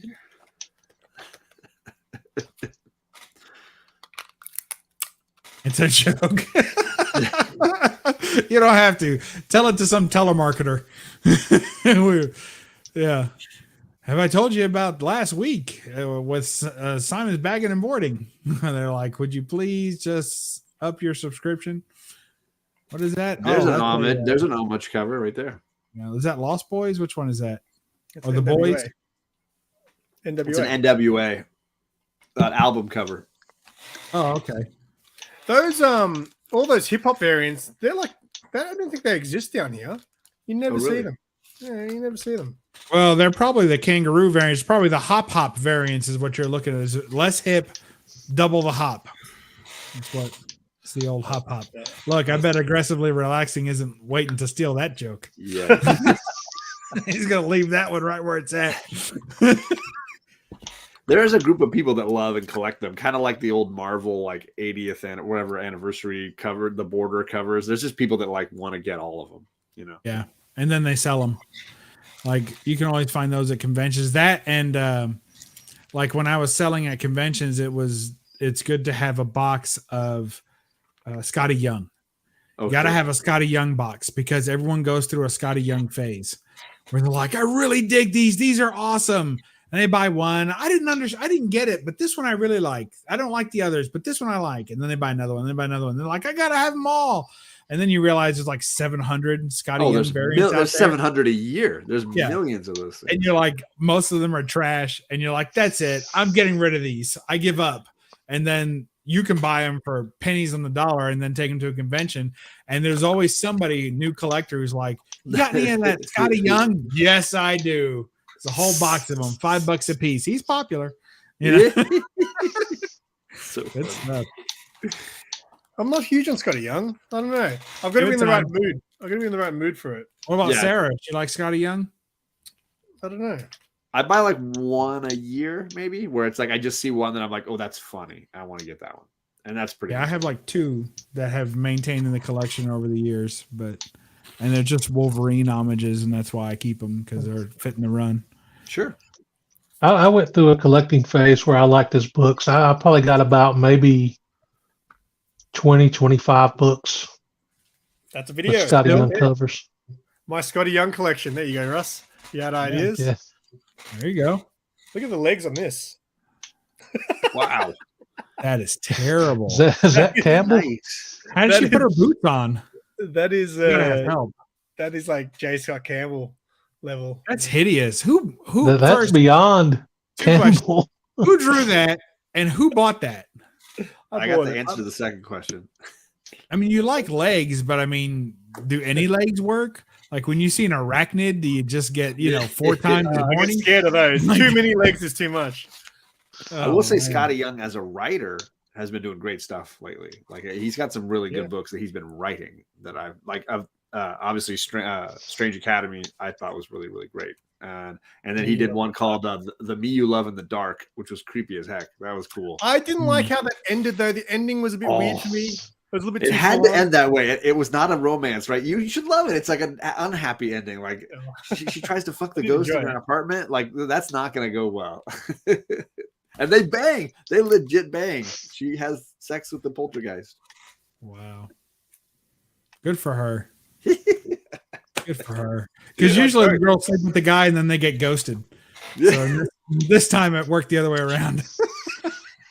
It was. That was better than the other joke. That was better. Step up. It had to have been. I'm Skip setting the bar Naki. low. Okay. Let's get Mark the Cuddy Sark out of here. Skip Nakayama. Yes. Yeah. Sarah hates Nakayama. He's on a steady decline. Wow. I don't know if he's working too I hard. will admit, Completely. I will admit that because he's done so many covers for Marvel now, they're not always a hit. Right. But when you do, like when I just had the Power Girl one before, that's Yes. That's a phenomenal cover. And he's done a couple of Poison Ivy covers that are phenomenal. It's okay. Oh, he did a Her ratio one recently, which is Her good. neck is too long in that. It looks like her head's gonna float away. That was what we discussed in my video. So a friend of mine was just like, so Sarah and my friend from work gang up on me, and every time there's a Nakayama cover, he points out all the flaws.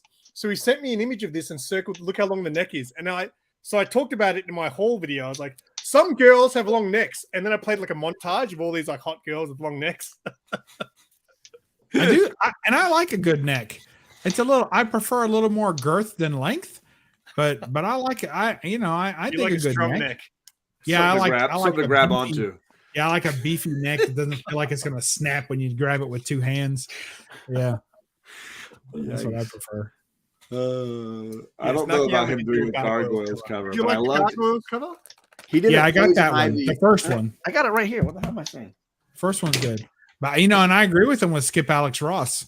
I think when I first saw Alex Ross's art, I didn't like it at all. And then for a minute, I thought that's not bad. And then I don't like it again. Yeah, that looks like trash. That's trash. This is trash? Are you kidding Absolute me? trash. 100% trash. Get That's out of here, 9.8 brother. trash. So it's the most expensive trash Right. of that trash It's group. high value trash. High value trash. Yeah. Absolutely. It's pristine trash. Freaking love this cover. That's terrible. Amazing. The one that he released was just this week, the latest one, which was the ratio. Yeah, it was issue Nice. 11, I think. It was nice. That one looked good. The Poison Ivy one. That one looked good. I got Yeah, that one like too. that one. I didn't get it yet, and I haven't seen it in person, so maybe I find more flaws with Hey, it. how many? So for you guys, like, how many ratio covers will your shop get? Like a 1 in 25. How many copies will your shop get? I think they got one of that one, and I bought it. But I asked for it like 2 weeks out. When he posted it on his Instagram, I told my shop, like, I'll take that one. Way to do it. Scotty Young to draw me a very serious, gritty version of Batmite. Hey, aggressively relaxing. I'll be at Heroes Con this year. I'll see you there, but you'll have to see me there first. I don't know what you look like. A gritty version of Batmite. What does that even look like? Like he's gone to seed and he's smoking crack or something. I don't know. I got 3 Alex Ross covers in the mail yesterday, and they're all already relegated to the if a kid comes to the house pile. Wow. To wing it out. Bobby, we got to shut these guys down. They're crapping on Alex Ross and David Nakayama around here. I've never. I like David Nakayama. I just think he's a little oversaturated, a little overworked. I can agree with that. And his work is not as sharp as it needs to be. Sure. Yeah, but again, that's what happens to covers anybody that goes over that produces that much stuff. Yes, but some people are terrible before they produce that much, like Peach Momoko. Bad from the beginning. Never got better. I do need to go in. Mark. These have definitely lived their life. So I may end up having a whole new, look here at some point. Get your beer goggles going. I got the bourbon. The bourbon goggles tonight. Bourbon goggles. That's a really bad name. Furillo over Ross. I don't know Jeff Ferguson. Jeff Ferguson. He's the guy who. No, it's Jay Ferguson. I think he means. Jay Ferguson's the guy who does like the airbrushing ones, and it looks like photo. It looks like a photo. Okay. Possible J stands for Jeff, and you're both right. I think that's what he meant. He probably got confused because Jeff Cantonese Comic Kid's like the biggest Jay Ferguson fan. I think he interviewed him. I think he Lucio I mean, Perillo. Perillo is incredibly talented, but I see some of his stuff that I love and some that I'm like, eh. You remember Mr. Italy? Did you guys get those commercials over there, John? I don't With think so. Mr. Italy was Lucio Perillo, Mr. Italy, and he was always trying to sell you trips to Italy and tell you, oh, he was on TV, oh, the only way to travel to Italy is through Perillo Tours, and he had Perillo Tours, and he was Mr. Italy. That's anyway, it was probably from the 80s or 90s. Yeah, Perillo, and who's the other one that draws stuff so dark you can't see it? What's that guy? Perillo's one of them. There's two of them. Matina, you can't hardly see a Matina cover. There's a couple of Matina covers So where you're like, dark. is there art there? Yeah, some of the Batman. what's the Lee Brohemio? Uh-huh. Some of his are so dark you can't see. Bobby's asking your favorite old school artist, Bob. My favorite.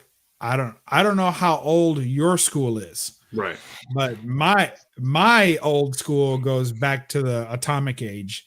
So I would say Wally Wood is my favorite old school artist. That's a good pick. Both for interiors and exteriors. And for the cover and for the interior, I'm going to go with Wally Wood.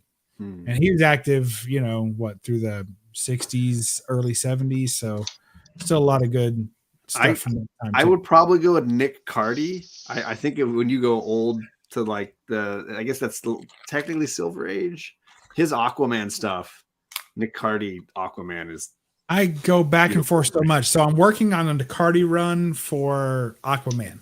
Okay. And which is a fairly long run. Yeah, he did a bunch. Yeah, and I'm about a third of the way through, and every time I look through them, I think I need to get rid of these, or I need to finish the run. I need to do something. When you decide to sell them, let me know. I'll probably buy a bunch of them. They're low grade. You wouldn't want them unless they're. I'm a low grade all day guy. What are you talking about? I'm the perfect. Show us that low grade Spider-Verse book you've got. My low grade Spider-Verse book. He was like he was whinging with Sarah in the chat about their non 9.8s. Like, how dare you, John? You're better than that. I'm not Matt. I'm not the boy who had 7. He's the 9.8 guy. I'm the 9.6, 9.4 guy. 9.6 is all day. Yeah, I'm a 2.5. It's buried under here. I can't get it out. I'm a 2.5 guy. That's Russell saying he's a 2.5 guy too. 2.5 to 3.5 is my wheelhouse. That's why I like it. I mean, that's a 2.5 and that's a 3.5 right there. Yeah, I'm digging those. So I've been wanting to send some books to CGC. I'm hoping to send it to maybe Tyler, and he can send them for me if he's still there. I don't know what books to get slabbed, because obviously I'm probably only going to do this once. Whether I get my keys slabbed or something that's just art that I really like, I'm actually not sure what I want to do. What's going on, Captain? It's definitely a personal challenge, because you got to look at the books and then look at, like, am I trying to get the highest grade possible, or just want to preserve something? None of my keys are 9.8. Do you want to sell something? Do you look? Is it something you want to be able to sell later on? I was thinking about maybe sending one book that I could. So I've got that first issue of Strange Academy, which I know goes for a little bit. Yep. So I was thinking about getting that slab just for the sake of getting rid of it. Is it a cover A? Do you know what cover it is? It's just the cover A. Yeah, that's the one that's usually most valued. Yeah, so I've got that. I was thinking about getting that sent off, and as one that I can just maybe sell and at least make my money back on the shipping that I'll be paying for all this. Maybe. So, do you have anybody to press and clean them before you do it, or? Well, they can do that, can't they? You certainly can pay for them to do it, for sure. Yeah. I don't know how. If you had somebody nearby that you trusted, I didn't know. Yeah, no, I don't know anyone down here. Bob, you do some pressing, don't you? I've had some good results. The flesh. Yeah, I just sit on the book for about an hour or so. It comes with its own steam and everything. It's a little more concentrated in the center, but it gets the job done. And I swear that foxing was there before I sat on it. I swear. Those staples were just as rusty before as they are now. So good. Oh, I like this cover. I'm impressed that you're still bagging and boarding. Like you had a crap ton of bagging and boarding to do. Simon. Slow. I'm going through the whole 100. He's I'm like playing. watching Tron 1. Just you thought it'd been over by now, but it's still going. Have This you is been as watching slow Mando, as Bob? Die Hard. Have you been watching Mando? Yeah, I haven't seen today's episode. The latest For one. you, I The guess it latest was one. yesterday. Because the previous week, the one with Jack Black in it was a little bit cringy. I was just sitting there like, this doesn't feel like Star Wars right now, this episode. Yeah, it felt like most like a sitcom jumping the shark kind of thing. You know, it got to that point where they're like guest stars. You know, like Lloyd was in fucking it as Love well. Boat over here, and I'm supposed to be excited to see Lizzo kiss a green baby. I didn't know who that It's was, not but I was long. like, I'm guessing she's famous. And then we waited for the credits. And I was like, Lizzo, who's Lizzo? And Sarah's like, oh, she's the one who does that song. I don't know what the song is, but what's the song? Anyone? Yeah, that's the one. That You're one. doing great. I love Jackson Roy Kirk's just watching Super Russ play video games. He's like, I just want to see. That's all he's here for. The three of us are absolutely. It would be funny if Russ was actually streaming on his channel at the same time. That would be phenomenal. I That would be was really streaming some Guardians of the Galaxy Yeah, a couple hours ago. I did see Yeah, I that. saw That game that. looks pretty good. I don't It's like killer, man. Like It's it? super fun. Definitely underrated. It's overrated. I had to No, balance I you don't- out. I don't think I got great reviews, but it looks It did. alright. No, people love that game. Really? I mean, overall, it was a very popular game. Better but than I'm Gotham Knights. Yeah. Everything is better than Gotham Knights. Yeah, you haven't even played it, mate. You got to be. I still got to do one last. I do want to do one last play of Gotham Knights. Give it one more chance. But the new Star Wars game's coming out soon, so I'm going to get that. All about that. Oh, still falling order. No, it's I think that's what it's called. Jedi Survivor. Have you Jedi still falling order. Did you see any of the stuff from Star Wars Celebration?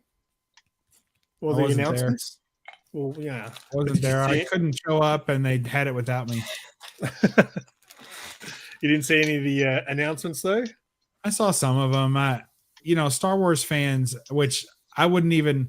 You're not as far down the rabbit hole of Star Wars fans yet. I know you're a Star Wars guy, #, but I mean, realistically, it's until you're outraged about your favorite property coming out with a new chapter, then you're not a real Star Wars fan.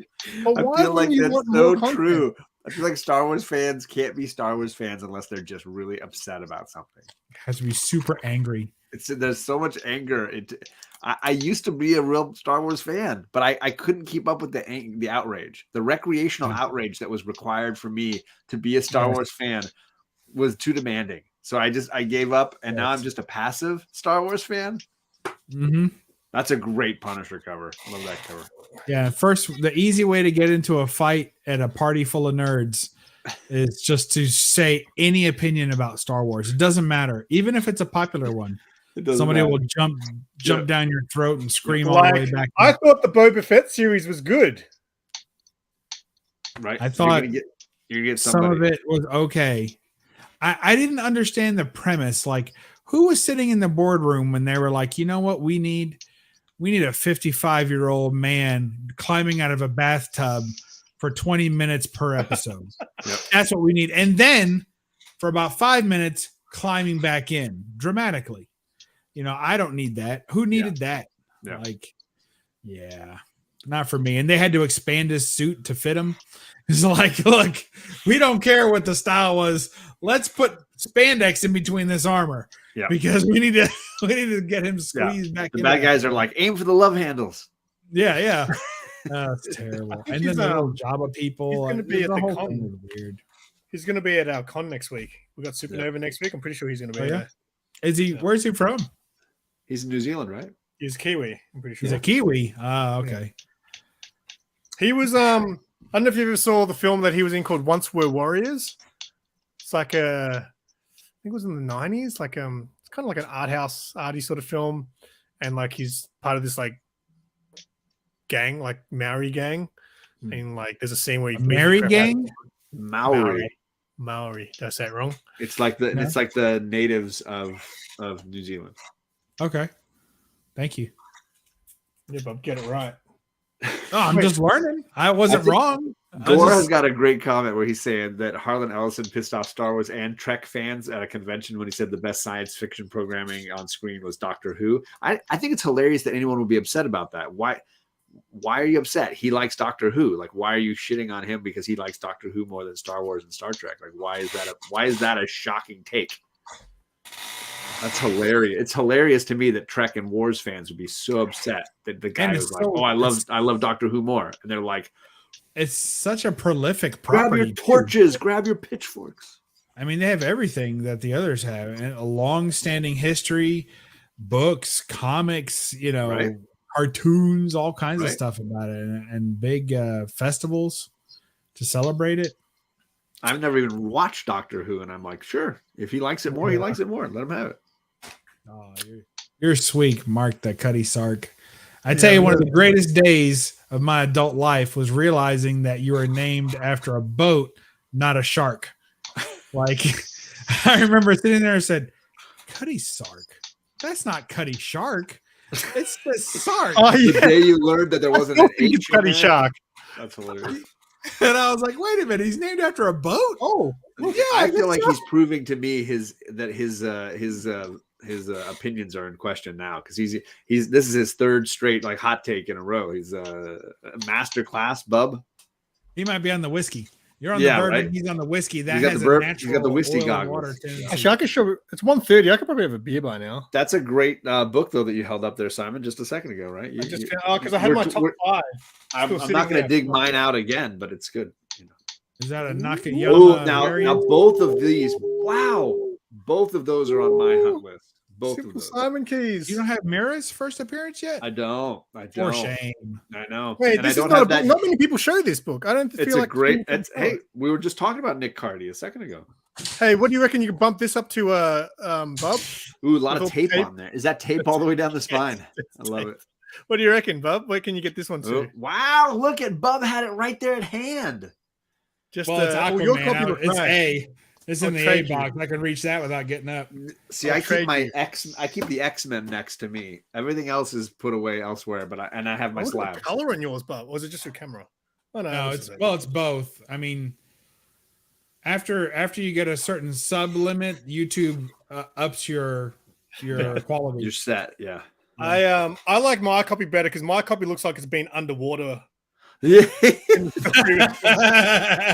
It's a meta book. That's I'm with you. metaphorical. I love Here, we'll it. do some Cardi, some quick Cardi. Yeah, Here's another one.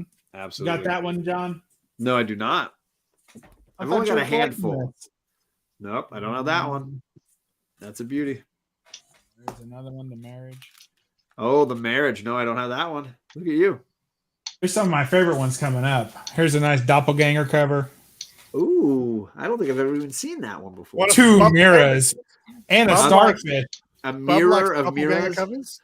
Yeah. And what's the other one? You like the Then lifeless another covers. one, kind of doppelganger. That's Ooh, that's other Bubs. He likes the lifeless covers, right? The lifeless ladies. Great cover. Yeah, I like when they're laid out. I do Like have that that. one. I love that Yeah. one. That's a Mike That's- Piazza cover, right? Piazza or how do you say that? That's how Bub picks up his chicks. So. Pieta. That's what I said. Yeah. Ooh, that's a cool one.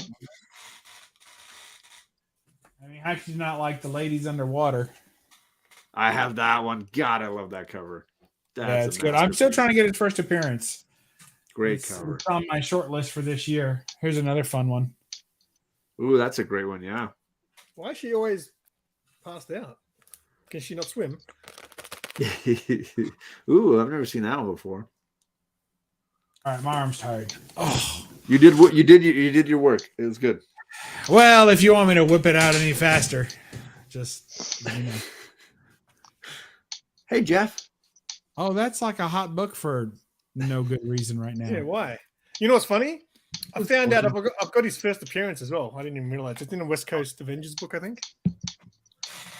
Hey, we got Kyle, the promiscuous time traveler and bottom tier collector. I didn't see either of you guys Wow. come in. How's it going, guys? What's going on, mate? What else have I got here? A buttload of Power Pack books. Oh boy. The That's best a power rainbow pack. The rub best on power a pack rock. book is the one when Wolverine's holding one of them up like he's gonna freaking kill him. Yeah, I love that cover. It's like that's a reasons Daredevil why book. Wolverine does not babysit. Spider Boy's feet appear in Hey Jeff. Spider Boy. All right, gang, Ooh, I'm gonna that go first put the appearance kids of to Spider-Boy's put the feet? kids to bed. Oh Okay, are you coming back? no. Well, This, do you sleep in their bed or? I mean, you can and come then I back. get in my bed. Yeah, it's a stage. There's stages. Oh, okay, all right. He doesn't like doubling back. This might have been the longest I've spent hanging out with Bub, and I don't feel bad about That's because I made sure to discuss cinema, it. and I try to keep. It's all for you, John. Simon, I hope you finish your bagging and boarding. Russ, I mate. hope you defeat all of your DC opponents that you're facing there. Take it easy, John. Have a good Thanks for night, coming man. on, dude. John, have We'll a have good to do night. a stream one day where we go through my DVD collection. Yes, let's do a DVD showdown. Yeah, I thought they were used for coasters now. All right. All right, guys. See you, mate. See ya. Oh, I finally got rid of him. Holy cow. It took forever. John's a good guy. Huh? Exiled. Huh? Is that the Huh? Demolition Man? Yeah, it's actually Oh, that's Wesley cool. Snipes on it too. So this is the Wesley Snipes written book. It's Wesley Snipes' Exiled. Is that a current book? Yeah, it's one of the ones on Whatnot. So it comes out from Whatnot Publishing. They have their own books now? Yep. That's why I felt weird when I bought it. I was like, wait, does everyone hate Whatnot? Is that the deal? I don't know. I don't hate anybody really. I dislike people intently, but I don't hate them. But the first issue of that was actually quite good. I was surprised. I only bought it for the cover, like the homage cover, and then I decided to read it, and it was actually pretty good. It's pretty good. Cool. This is really weird. I'm getting really low on bags, but I've still got quite a few boards. Oh, sorry. That I happens. was looking at the wrong. I was looking at the wrong one. All right, well, that was a close one. Had us all on the edge of our seats on that one, Simon. Yeah, this one was probably. Oh, this one's already got a bag on it. That was probably cover of the year, right there. Who did that? Oh, that's Tinian? the April Fool's covers. Yeah, Tom King. Tom King. That figures. Yeah, his art's as good as his writing, right, Russ? Yeah. Matches. Is that your buddy, Tom King? No, Tom Taylor's my buddy. I can't keep these Toms apart. That's what I should do for because I remember Lee from Whack always used to do videos of mixing the two up. What's going on, Spidey? I'm not showing every book. I'm just showing the ones with beautiful art on them. Beautiful art. We're not voting on it.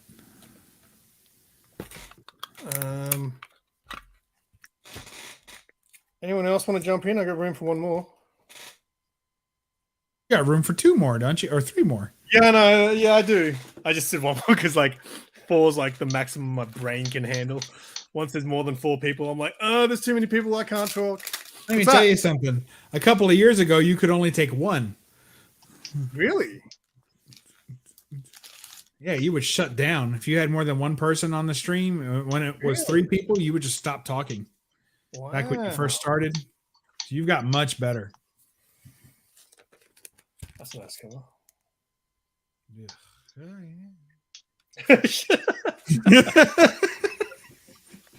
I'm trying, man. I'm trying. I don't want to be negative, always crapping on books just because I wouldn't get them. I'm glad It's somebody too hard bought to them. please, mate. Wait until. Yeah, I won't say it. Actually, I won't say it. What? No, nothing, mate. Nothing. You'll see. Well, you got see. something you're going to show off in your channel that I'll like? No. Oh yeah, I've got this Nerf gun. I don't know if you've seen it. I've not. I've heard about it. There's a lot of buzz in the community, mostly from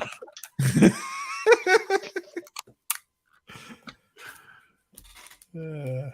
Yeah, Russ shuts down too. You got to keep him talking. And it gets up there.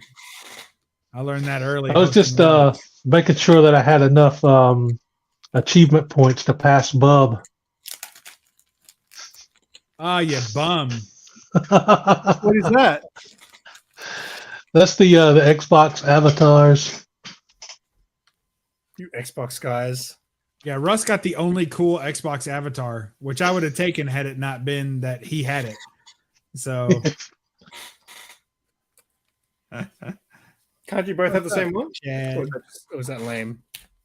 yeah, it was lame. Plus his really suited him, and I was like, yeah, let him be the superhero. I wish they would have had a Superman avatar, but they Why couldn't just find Shazam? one. It's so random. I know. I guess it was because of the movie, maybe. All right, I'll show you a piece of original art that I just got. Yeah, show us. I haven't even shown it on my channel yet. Oh wow, exclusive. Quick, everyone, message your friends. Is DC. DC. What? Yeah, DC. Let's see. Let's do this proper. Like, you ready? Can you guess the character? It's a DC villain. Oh, Cheetah. Penguin. No, but that was your one guess. All right, I'll give you a new guess. It's DC villain, and it's a man. It's a male character. I said Penguin. No, Russ, you get another guess. Um, Nope, not Joker. DC villain. It Bane. takes too long. Bane? No. All right, you're both out of guess. Look at that. Oh, Clayface. That's awesome. I thought it was Battletoads for a second. Wait, is that actually like a commission or? Tricky Trapster drew it. Oh, really? Oh, nice. That's killer.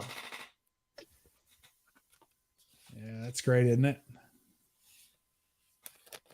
Oh, I haven't awesome. shown it off yet. I need to do a video properly and thanking him and everything, but it's just amazing. It's just amazing. I saw it on his Instagram and I fell in love with it. And then he was on a live stream like 2 days later. And I was like, man, I just got to tell you, that's the best Clayface I've ever seen. Like, it's the best one. It's the best I've ever seen. And he said, oh, it's for sale. I was like, no, you're kidding. So we made a deal. And he threw in a free commission with the deal. So I picked one of mine and Russ's favorite gals, Laura Croft. Oh, that's awesome. Damn. I told him go ahead and take whatever liberties he needed to make her look as hot as possible. So this is what Tricky Trapster's into. High thighs and bodacious boobies. Can't go wrong there. No, that little leotard's holding on for dear life. So, I reckon I'm going to grab a beer. What do you reckon? I'm gonna wager that you will. Yes, I got $5. Says Simon grabs a beer. Russ, you were late on that one. You're gonna owe me money on this. I don't have any right now. Hey, you can owe me. Don't worry. Are you gonna make? I it blew to my Hero? budget on those. You can't see them, but at the top of my shelf, the Batman. Dark Knight trilogy McFarlane figures. Cool. What are you gonna do with it? Did you find? I'm going to leave them on the shelf and display them.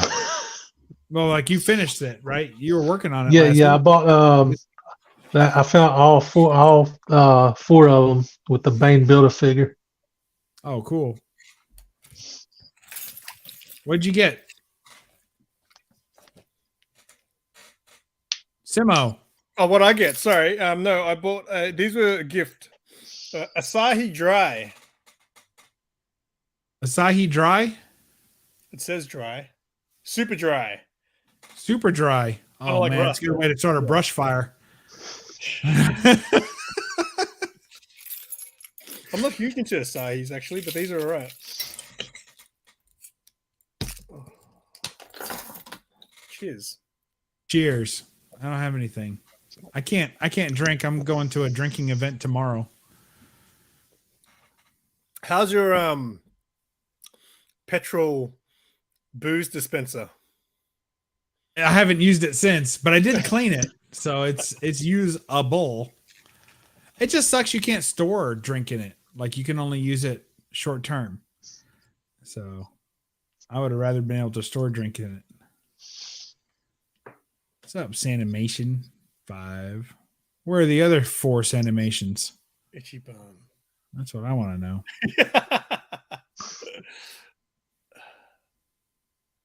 Yeah, right. What's the drinking event you're going to? My company's sending me to a horse race. Oh, So I'm going to be hanging out with people, hobnobbing, as they say, at the racetrack. And there's going to be drinks and food and stuff. for work. Mimosas, beer, and seltzers or whatever, sparkling wines or something like that. I'll drink mimosas. Craft beer? A night on Ponce? It's craft beers, mate. I don't get it. Did I tell you about the time I went into a craft beer store and I was going to a friend's party and there was this bottle shop, right around the corner. So I went there. It was a craft beer store. I went to the back. They had like a whole wall full of beers. And I'm just looking at them like, I haven't seen any of these beers before in my life. Right. So I'm standing there just staring at the wall for like 5 minutes.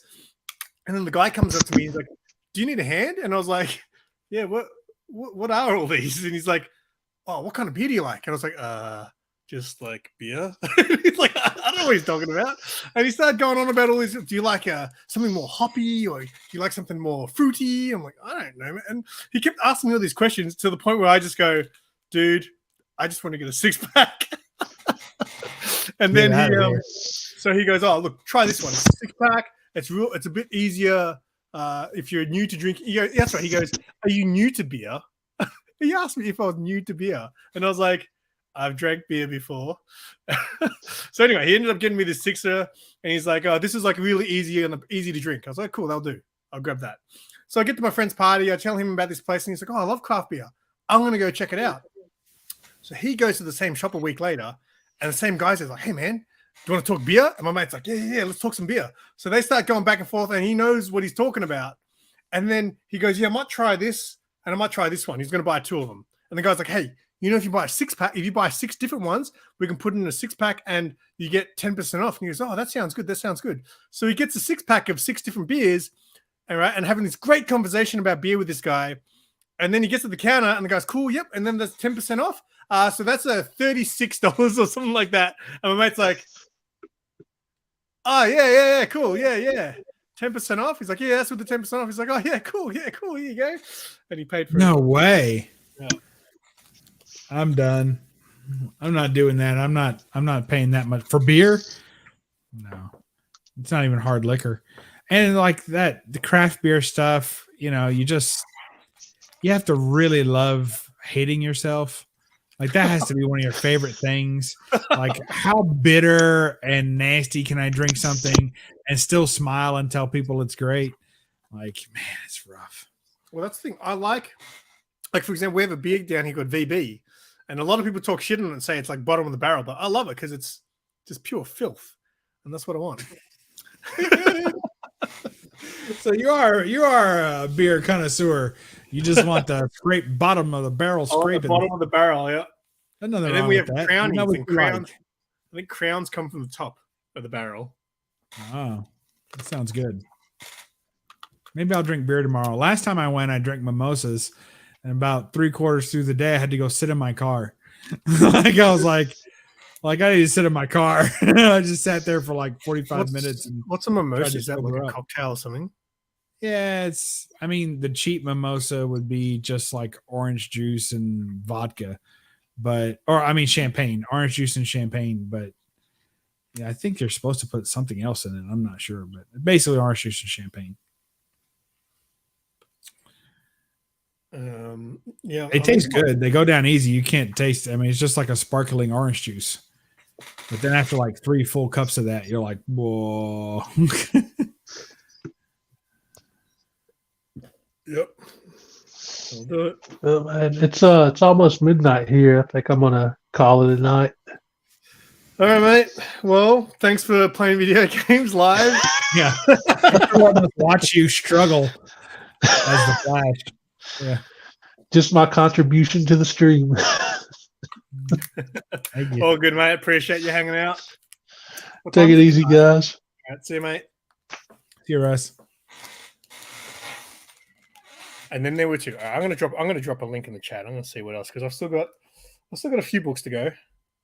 Not too Always much. a pleasure to have Russ on a stream. He's a good guy. Funny guy. He's a funny guy. That's how he got Lots me in the of first ways. time. The first time I found Russ was he was doing that whole video a day. He started doing the video a day because February is depressing and all that. I was like, oh, who's this guy? I was like, you know what? I'll follow this guy. I'll follow his journey through the month of February. A pity follow. Is that what you're saying? You gave him a pity follow? Kind of. But what I learned was that Russ is actually quite a funny guy. I mean, in a dorky way, like my kind of humor. Like he's funny in like a dorky sort of way. And I appreciated that. I didn't expect that. I was just expecting for this guy who was down and out to be, but yes. I agree. They do they're two personality traits you don't find often together. Is because you see some people that are funny but are closeted, depressed people, but they're funny. They're clowns, but they're sad when they're not turned on. They're sad all the time. And then you see a lot of people who are just sad all the time and never crack a smile because they don't want you to know that they're anything but depressed. But to find someone who's openly funny and openly depressed at the same time, that's rare. Like that's a rare blend that is quite enjoyable to be a part of that journey with him, to watch him go up and down and still overall he's living his life, he's living his life and he's sharing it with us. And, the longer you get to know Russ, the more you like him. And a lot of people, the longer you get to know him, the less you like him. So that's pretty cool. I remember when you did your giveaway, I think it was your second giveaway, but the only one I knew of during my time. I haven't done much. You did the 1,000 subscriber giveaway. You did the video thing, which I was so close to winning. Yeah. Because the book starting with Q, right? And then also to show you a book or something. And I remember Russ's video was so funny because just Russ being Russ was quite hilarious. But nice. I recommended the question. And then when you did your video to announce the winner, you showed that book. I was like, hey, that's the book that I picked, but that's not the cover that I picked. And then you said someone else answered like just before me. Yeah. So he claims he just wanted to save on the shit. He saw the second one come through. He was like, oh, thank God. I was going to say this guy answered first, so I don't have to ship to Australia. I'd have sent you something. I'd say a lot of people probably send you stuff through like Big City Comics, don't they? Like, I need to get hooked in with a shop that people can gift me stuff through. That sounds awesome. That would be cool. Where is Old Wolf? He's sleeping. Old Wolf. He's probably out with the wife getting his toenails painted. Yeah. Looks like. You sent feet photos to Sarah the other night. How do you feel about that? Yeah, he always sends them to me when he's watching our videos, and he'll just have like his feet up with his pretty nails, like Werewolf by Lunchtime does. Yeah, Werewolf does that, but Werewolf's is a little bit more manly. His feet, he doesn't rock the nail. Wears socks a lot too, thankfully. I don't know. How do you feel about because the other day, I don't know if it was today or yesterday. So I follow Sorrow on Instagram, and she posted something that someone gifted her, like a sports bra or something like that. Yeah. And I was like, I think it's creepy if I heart this. Like, I don't need to be like, hey, congratulations on your new bra. Thanks for sharing. Heart. I'm a mate's girl, So I was like, So Old Wolf, I think, hearted and commented on it. See, the opposite of my instinct is to take a step back. His instinct is to go full in. Doesn't bother me. I'm just like, whatever. I just to each his own, I suppose. All right, here's another Nakayama cover you can judge. This one here was just one I randomly saw in the store. I was like, oh, if you got a spare one of those, I'll take one of those. It's from the Human Target. Ooh, that light. Huh? I don't hate it, but he pretty much has drawn 12 women in that pose so far. Mate, no, he hasn't. Okay. There's no thigh gap in this one. There's a little bit. Yeah, there is. It's okay. There's nothing wrong with it. If that's your favorite character, that's an awesome pinup. I don't even know who it is. Exactly. It's just going into national. Neither has anyone else. Oh shit! What happened? What happened? Hmm? Now I feel like my head's too big. See, when Russ puts his big freaking melon on screen, I'm like, geez, I get like, noggin envy or something. I'm like, oh man, that guy's head's huge. My head's too small. Now I feel like I'm so sort of giant. Let's see. How funny was it when he was on that suspect stream when he came on? He was in bed.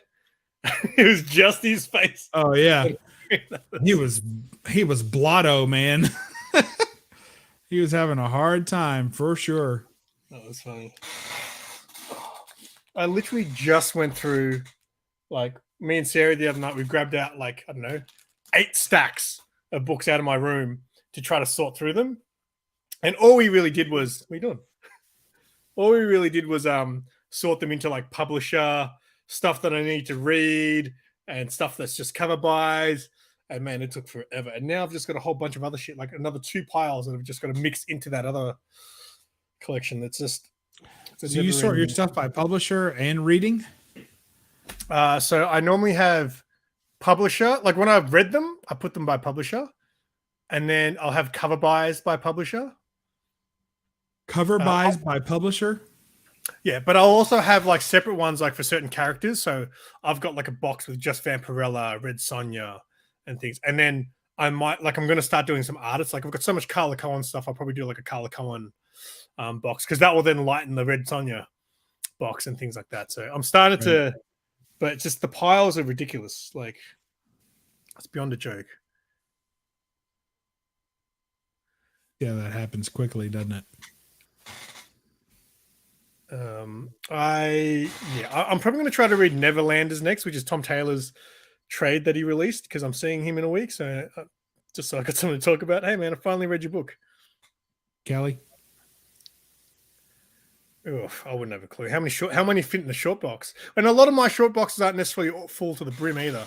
So I don't know, but I think boxes, I've got over 20, I've got 20 something boxes. And then like, I don't know how many piles are they just sitting there waiting for a home. Oh, and then I've also got these other boxes, like diamond boxes and stuff that are just full as well. I don't know, but it's definitely got to a point where I feel like I almost just want to give away a big chunk of my collection. Wow. You know what I'm saying?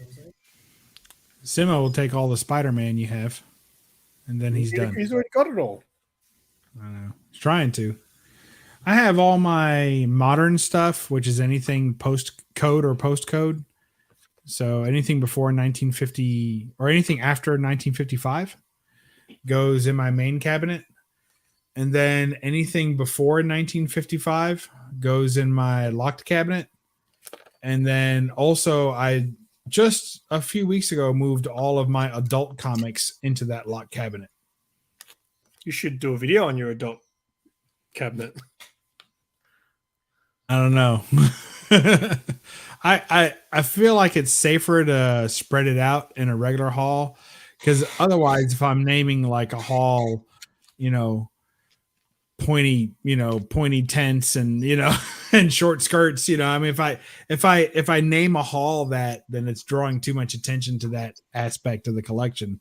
Whereas if I can just show one book in a haul somewhere 3/4 of the way through, I never get anybody complaining, because just one book, they can get over that, Yeah, one of the so my old bondage collection video just keeps getting hits. But it's funny, ever since they hit monetization, right? 2 videos got flagged for you can't be monetized. So one of them was a Star Wars statue unboxing, the Ronin one. That keeps getting rewatched now, but I can't get money from it because I use some Star Wars music in it. And then the other one is the bondage one. So the bondage one has been tagged for limited as well, but it doesn't. The stupid thing is they never tell you why. So when it's a copyright claim, they'll say, "Oh, this part of the music has this part of the video has music that that is copyright claimed." Right. But if it's something else, it won't tell you. It would just be like, "This video has been flagged for not being appropriate for monetization. So I got that bondage video, which just keeps getting views now. So I'm like, I don't know if I should appeal for it. And then there was the random one where I did the Vegemite stream with Gary B and Mad Spidey. That for some reason got flagged as well for not being appropriate. I was like, what? We just ate Vegemite. If you cuss too much, they'll get you on that. No, swearing's okay. Because when you check the monetization box, it gives you this thing where you got to go through and click anything that's in it. So some things, if you click, will say this is not available to be monetized. The first thing is there is swearing outside of the 8 seconds, first 8 seconds. And if you click that, it's still okay to be monetized. So, Oh, there you go. I don't know. It's weird. I don't But know. I'm thinking I'm really ready to do my part 2 of my bondage cover collection because I have a lot since that last video. We need to do another bondage stream anyway. I haven't had a chance to get one cooked up. Well, maybe you I've should got do a one not bunch next of week, books. the week after, because that's my last week off. I only have Oh, certain days. man. So, Man, this month flew by, didn't it? yes, I've done nothing. I don't believe it. I've done nothing. Really nothing? I've sat on this chair a lot, so my weight's gone up a little bit again. Because I went to the gym once. What happened? Were they selling snack bars or something? Why'd you go? Why'd I go? You went to work out? Yeah, I went to work out Oh, okay. by myself. Actually, wait. No, I thought Sarah had a membership that she needed to use. You No, said. but I think I went by myself that day. Maybe I've gone twice then. Maybe I've gone twice. I went once with her, and then the other time I think I went by myself. Go me. Look at these guys. They're ragging you, man.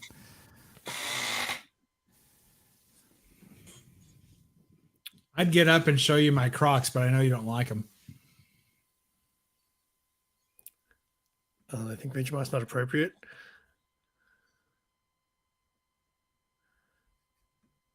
You should try Vegemite. Everyone should try Vegemite once. He just smiled and gave me a Vegemite. You know what the best part about that music video is? When he gives him the Vegemite sandwich, he handballs it like a football, like a big bread roll. He like handballs it to the guy, which is actually pretty funny. If you guys understood those rules. Mowed the yard today. Oh, wait. On the ride on mower? Yeah. How was that? Big fun. Allegedly. Wait, did you say that thing was new? The ride on mower? Yeah, it's only my second time using it. That's why I had these in here. I was charging them up. These are my active noise canceling headphones, Bluetooth, whatever. Stereo bits. I had to get red and black to match my mower. Really? That's how, and I have a red mowing shirt and black mowing shorts. Do you know much about this character? Grab that one. Ghost? Yeah, it's in the bondage collection. Oh, there's some great Adam Hughes covers in that run. Yeah. I don't think I got in here. I got some random Adam Hughes here. I've got the. She had a team up. Yeah, that's a terrible cover. Don't like it? No, I have it, but I may have got rid of it even. She had a team up with Barbed Wire and the Predator in one issue. Ghost, Barbed Wire, and Predator. Yeah, it's freaking awesome. Sounds awesome. How about some of this? Adam Hughes. Yeah, it's okay. That falls under the category of Hughes I used to have. And then I let other collectors have it. Now that is an interesting one because that's an Adam Hughes and Dave Stevens cover. That's correct. And it's not their only collaboration.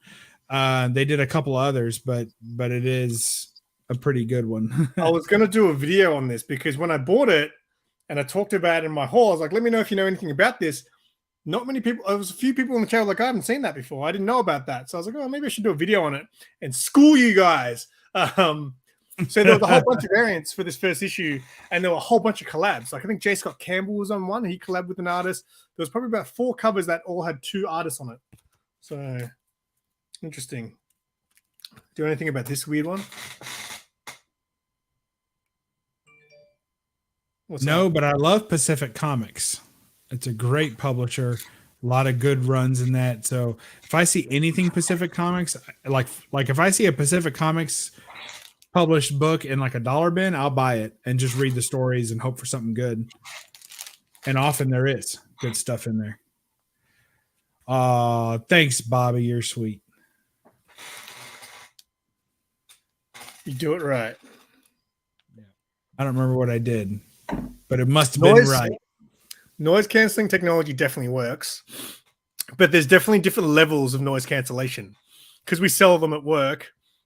If you put on the Sony WH-M1000s, they're like the best. And if you compare them to other ones that have noise cancellation, you'll be able to tell the difference between the Sony M1000s and the other ones. And the Bose ones are very good too. But you can buy so they're like $400-$500 headphones. Then you've got $100 headphones that have noise cancellation. There's going to be a difference in the noise cancellation there. And these are budgeters from Amazon. But I did my research on the best noise canceling headphones for mowing yards on Amazon, and these came red up. and black. No, they have as it turns out, but they have all kinds of. They make it in every color, pretty much. So, well, not every color, obviously, but in lots of popular colors. So, this is the one that I was going with to match my mower.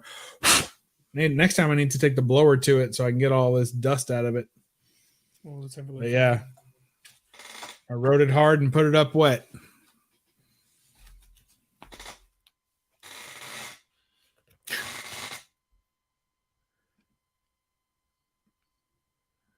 Myself. I'm getting close, mate. I'm either going to run out of books or run out of bags soon. Oh, there's my berserkers. I bought them just for lawn mowing. That's it. And I charge them up. It's USB-C, so I charge them up in here, and then I put them on the steering wheel of the lawnmower, and I'll see them in a week and use them again only once a week. So they should last for a while. You mow the lawn once, man. I haven't lived in a house that I had to mow the lawn for so long. Like, my previous place didn't have a lawn. I was like in a little apartment sort of thing. Mm-hmm. Place before that, I had a front and backyard, but the landlord used to come do it once every month. So that was cool. And then before that, when I lived with my my ex and a friend of mine, we had the biggest backyard I've ever seen in my life.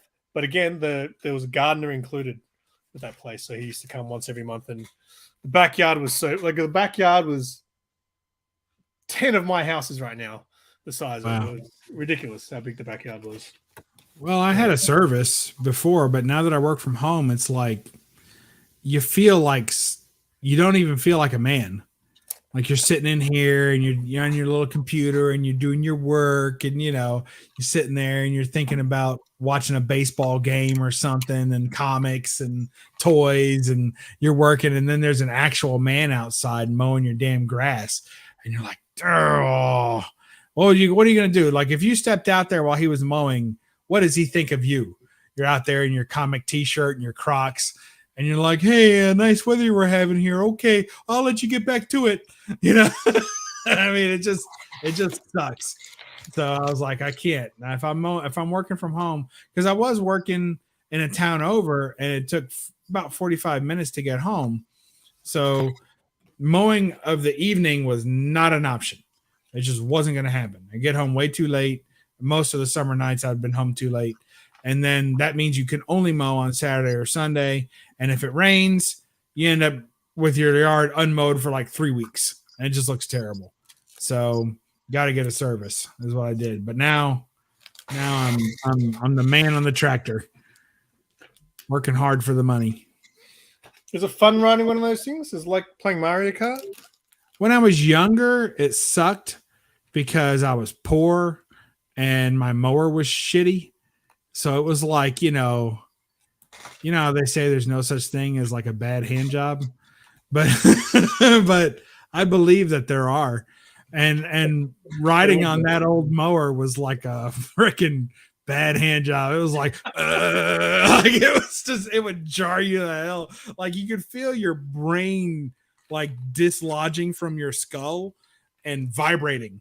It was absolutely horrible. Just a piece of junk. And I rode that for a long time. So I really hated mowing. But then I finally got a nice mower, and I'm like, hey, I can afford a decent one now, not some hand-me-down. And so now I actually like it. And it is like riding a go-kart or something. It's pretty fast. Cuts good. Aggressive. Hey, what's up, guys? Welcome. How are you doing? I think it's the first time I've talked to either of you guys in person. It is. Or It is. with voice. Yes. I love mowing lawns. Wow, really? Yeah, I have to admit, it's very zen, you know? Like a good audiobook and lawn. Yeah, you know, take a drink with you. Yeah, that's a good Saturday. Yeah, let me tell you something. Good luck without that beer foaming over. Like the first weekend I got this mower, I was like, oh, this is perfect. And I had like remember, Simon, when I showed you those twist cap beers, Coors Light with the pint. So I had the pint out there because it fit right in the cup holder. I'm like, this is gonna be perfect. And it's got the twist cap, so I won't get a bunch of yard clippings in it. This would be great. So I did a couple of strips. I'm like, I'm ready for my first drink. And I opened it, and it exploded everywhere like a freaking, nerd on prom night. It just blew all over me. I was dripping in it, and it was a mess. And then I still drank it, but it was nothing but foam. No, Just you drink it. Yeah. Yeah. I have to find maybe like a bourbon and Coke or something, or something that won't be so volatile. Yeah, like I'm a big vodka and cranberry fan, but I'm a health nut, Oh yeah? Yeah, I like to keep fit. So you got to go out there, pair that vodka with the cranberry, because if you're drinking a whole bunch, it's just good for you to have all that cranberry. I haven't had that. I went through a phase where I was doing the vodka cranberry. A friend introduced me to it. Like, this is nice. Clear liquors are some of the worst you can drink, isn't it, for health? Oh yeah, reasons? like real, they're like just pure sugar. Yeah, realistically, you just shouldn't be drinking. But like, what helps with a beer too? You add a little Clamato to it. Canadians swear by that. But yeah, you can. Is that like a Bostonian hooker? Man, I have not heard that phrase, but I kind of love it. Clamatos or what? I think it's a hooker from Boston. I think they're called Clamatos. Yeah. I think. I don't pretend to know. No, I've not experienced any Bostonian hookers. But no, it's something you heard in passing. Yes. That maybe I would know more about. I don't know. It's like at the health department, you hear guys talking, It's kind of like the new barbershop. Good Lord. Well, that's great, man. I didn't know you were a big help. Of course, two things. How would we have known this prior, and how can we confirm it now? Yeah. Yeah. So you got us. You got us over a barrel. Nah, my channel's nothing but lies. I mean, aptly named too. It's good stuff. Thank you. Yeah, like I told a telemarketer a while back that I'm 67 years old, and that has totally messed up my whole thing. That's all I get now is people who are like, just call up me every single day, and they're like, hey, have you gone crazy yet? And I'm like, no, I haven't gone crazy yet. Sorry, guys. And they're like, oh, all right, I'll call you back tomorrow. And there's so many people trying to scam my number. And that's why I do that, is because the amount of scams that go out, there's like a statistic happening right now where they're about to just potential spam calls are about to overtake legitimate calls for the first time. Really? Yes. Yeah, no one calls anymore. Like who calls like to just have a conversation with someone? You just send them a text. Like, well, I don't know. Well, I remember when I was younger, for example, you'd call up your friend, you'd be on the phone for like an hour or two. That doesn't happen anymore, really. Like, I had one friend, and I'll tell you his name just because I've never been able to find him on any kind of social media. So if somebody else finds him, that's fine. But in middle school, right, junior high, we called it back then, I had one friend. His name was Yannick Dingle. I'm not kidding you. That was his name, Yannick Dingle. Oh, that's awesome. And he was a little bit rotund. He was a nice little kid though. And we were big friends. We used to exchange Teenage Mutant Ninja Turtle toys and NES games. So, you always had to have a friend that you could trade stuff off with. So anyway, that's what we used to do. Yannick Dingle. Great. He's my best friend in middle school. And I got so wrapped up, I forgot what we were talking about. What were we talking about? Anybody? Why would I have mentioned Yannick Dingle? Because of all the time you spent on the phone with this guy is what I'm guessing. Yes. Okay. Right. Thank you aggressively.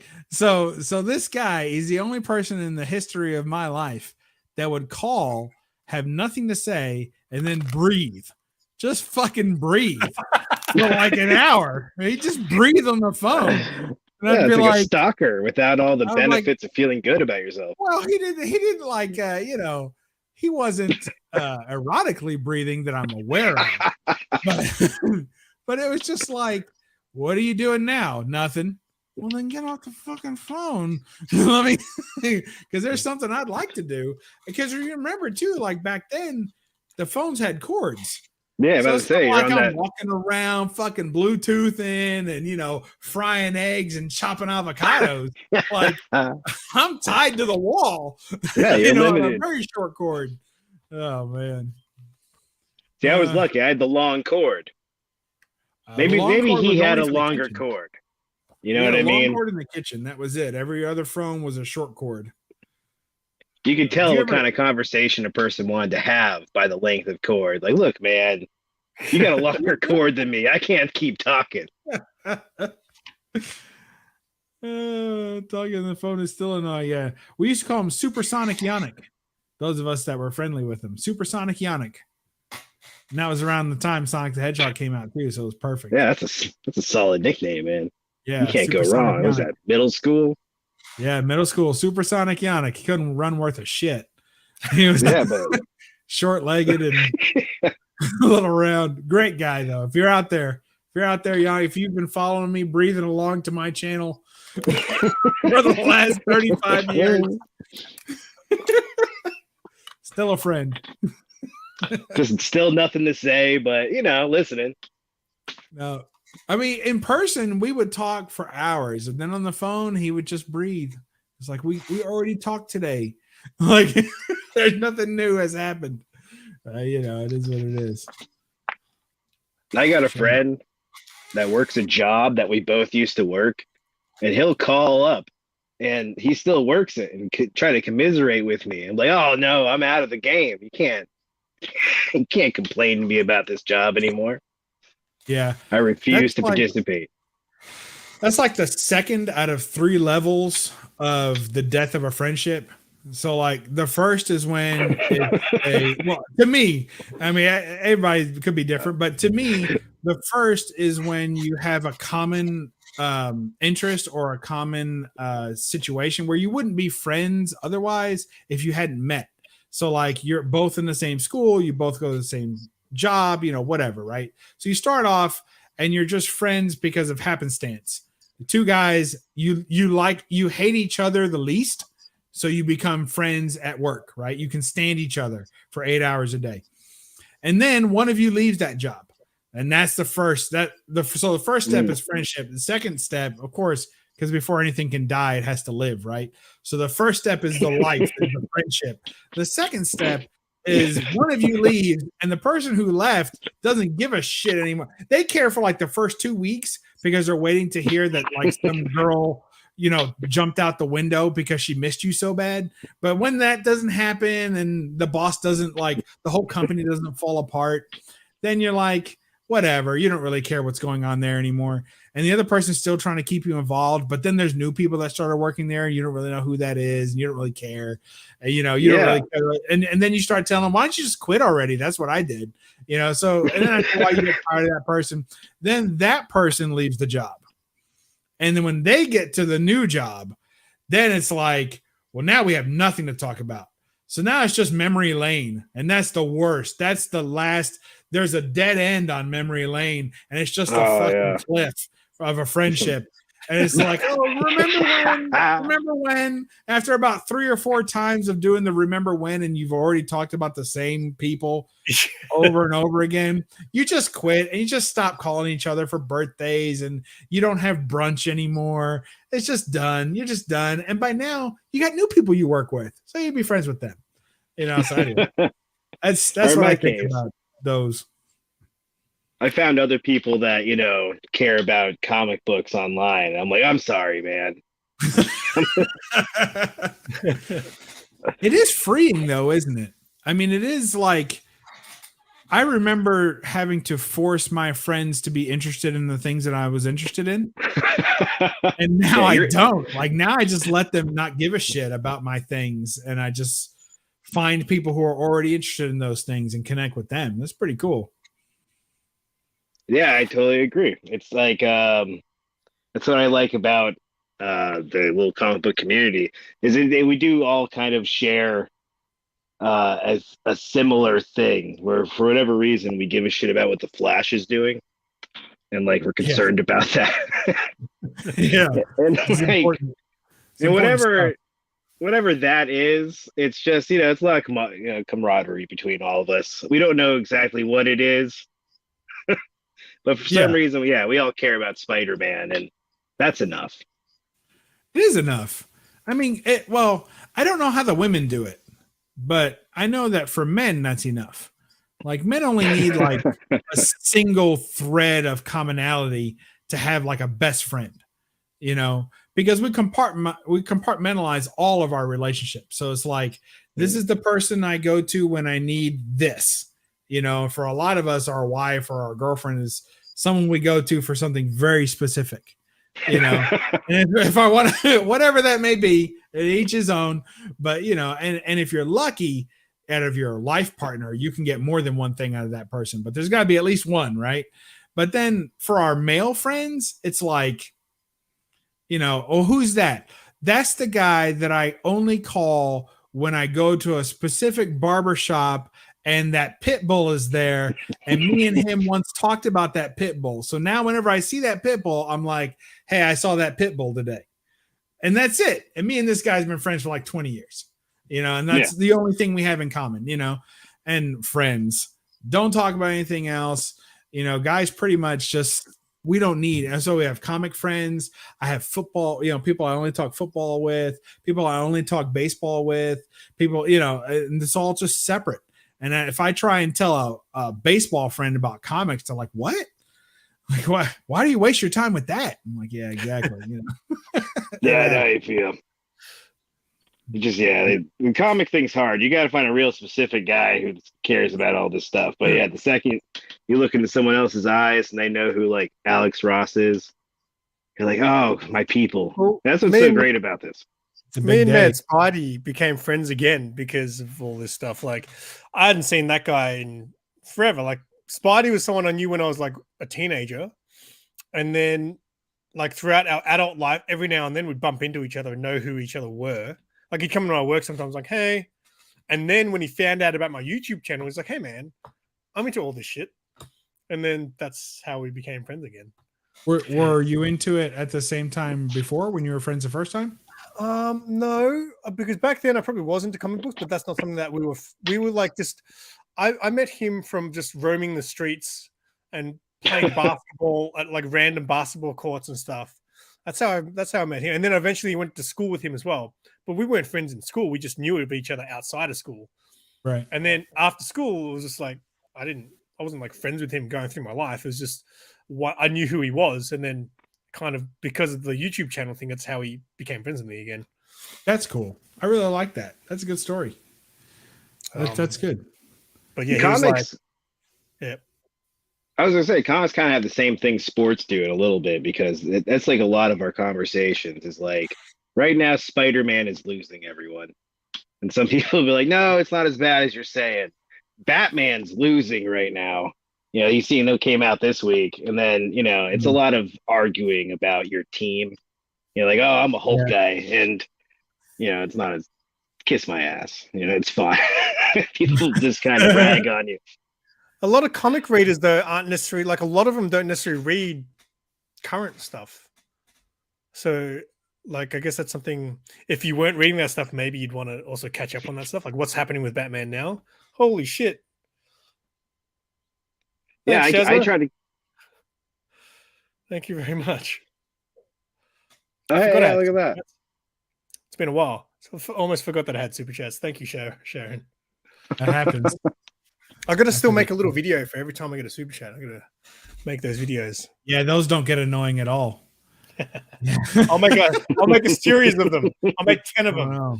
No, I absolutely love when a canned response interrupts a video for about 12 seconds of a clip of a movie that you haven't cared about watching the entirety of in 20 years.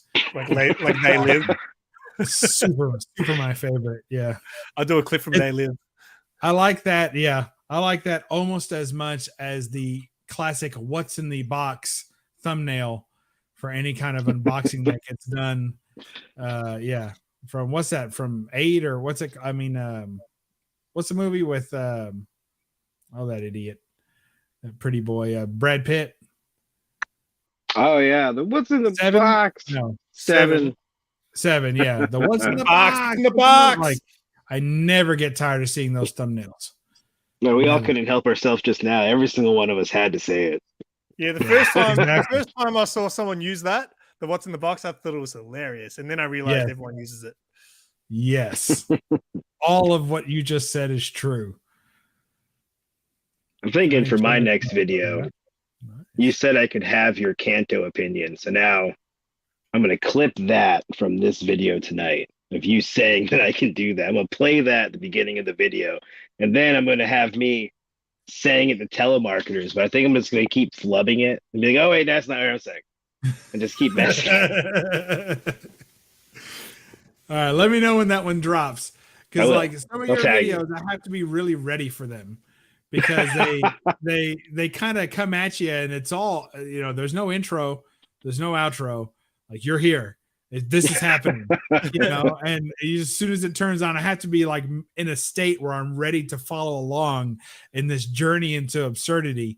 And so let me know when that drops. I'll be sure to watch it. Good stuff. I will. Thank you. Uh-huh. Make sure to tag you. Yeah, tag me in it. I can't wait. That'll be good See you, stuff. Sharon. Good night. Night. 5 a.m. Jesus. I remember when I had jobs like that.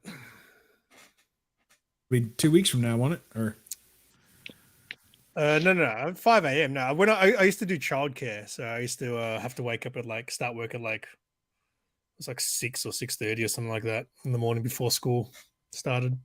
must have very different application standards in your country than we do in ours. Back then, no, you're right. So back then, you didn't need to have qualifications and certificates. Now you do.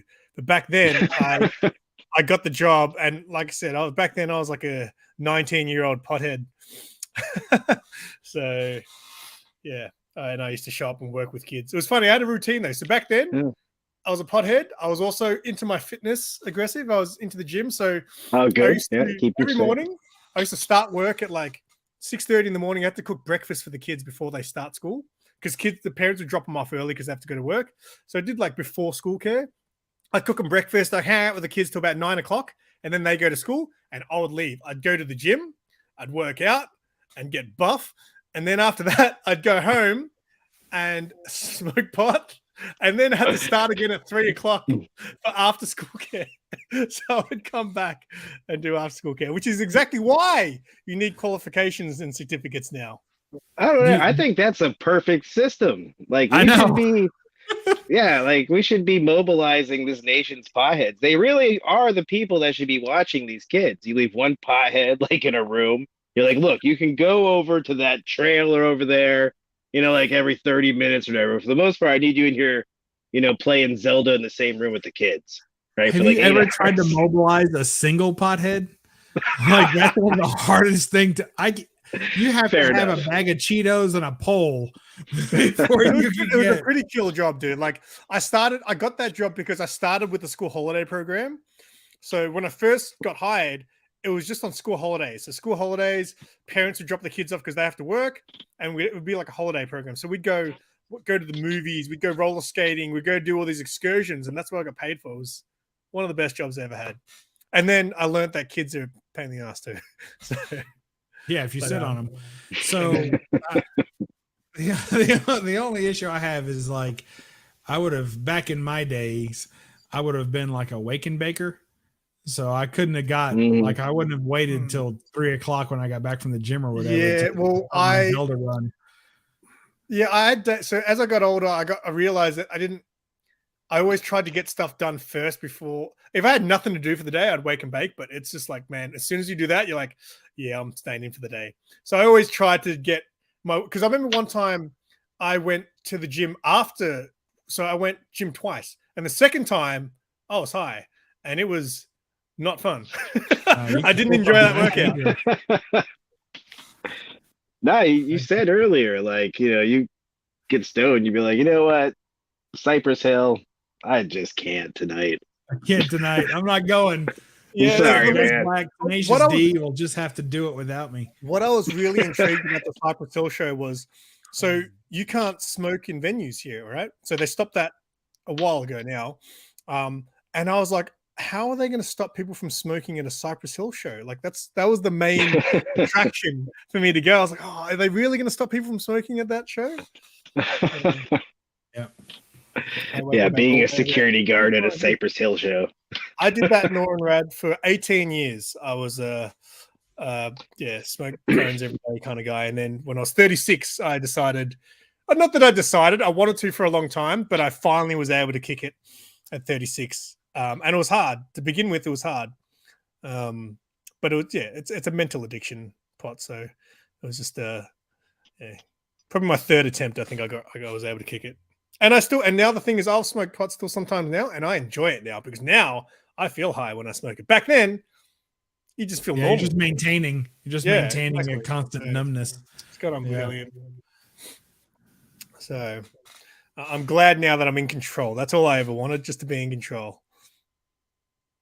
But back then, with all this control, but back then you were going to the gym and you had a job that you liked, sitting on kids. Yeah, but I was also you were helping all these kids. You were fit. Yeah. You should go back to being a stoner. Yeah, that's what I'm thinking. You seem to have it figured out. Mate, I go to now. You've got this unhealthy comic book collection. You talk to us. Put on all this that weight. Can't be good. Not good for anybody. When I go to the gym now, I just don't have that extra. I feel so. Because you're not single. It's because you're not single, and you don't hope to be single. Those two things, being single and hoping to be single, are the two greatest motivators to get in shape. They really are, and to stay in shape, because you want to keep your options open, and you want better options than the last option you just had. So, keep after it, man. That's it. I'm not. You leave me, I'll upgrade. That's how you feel about it. So, yeah, when you're happy, it's easy to get more sedimentary. No, I just feel my body. Obviously, I'm older now, so my body just doesn't have that extra grunt anymore, like that push. I'm just like, man, I feel weak. I'm trying to push, and I'm just like, why is this so hard? I feel bad for that guy who was cast as Namor. Like, what a nightmare. Like, just being sentenced to 10 years, no bread, hard labor. Like, it's in a Speedo. I'm sure the steroids help. Wait, didn't they? I don't know. All those guys are on. I'm sure that they're like, every other movie set has like a bowl of M&Ms and they're just popping, HGH by the handful. I'm going to talk to my doctor about steroids. Like, what does it take for me to get on board here? It seems like things are going well in the world of steroids nowadays. Like that one guy. Like, I feel like I'm just missing out at this point. Like, what's his name? He's like, I beat cancer. I won all the bicycle races in the world. I look great. Oh yeah, Lance Armstrong. Lance Baby Armstrong or something. Yeah, Armstrong. From what I can tell, they've worked out the kinks in the steroids thing. Everyone seems really happy about it. Someone, One of the What does guys, Hugh Jackman's wife look like? Is she mad all the time? I guess that's the question. she looks like an old lady. No. That's what she looks like. Oh, really? No, she does. She's like, Yeah, she's like a very common. She's like a a lot very older. common looking lady. She's not looking exceptional at all. Not at all. Now I gotta look up Hugh Jackman's wife. What do you guys? Don't because there's a lot of like you can tell how homely a girl looks by how many articles you can find about how beautiful she is.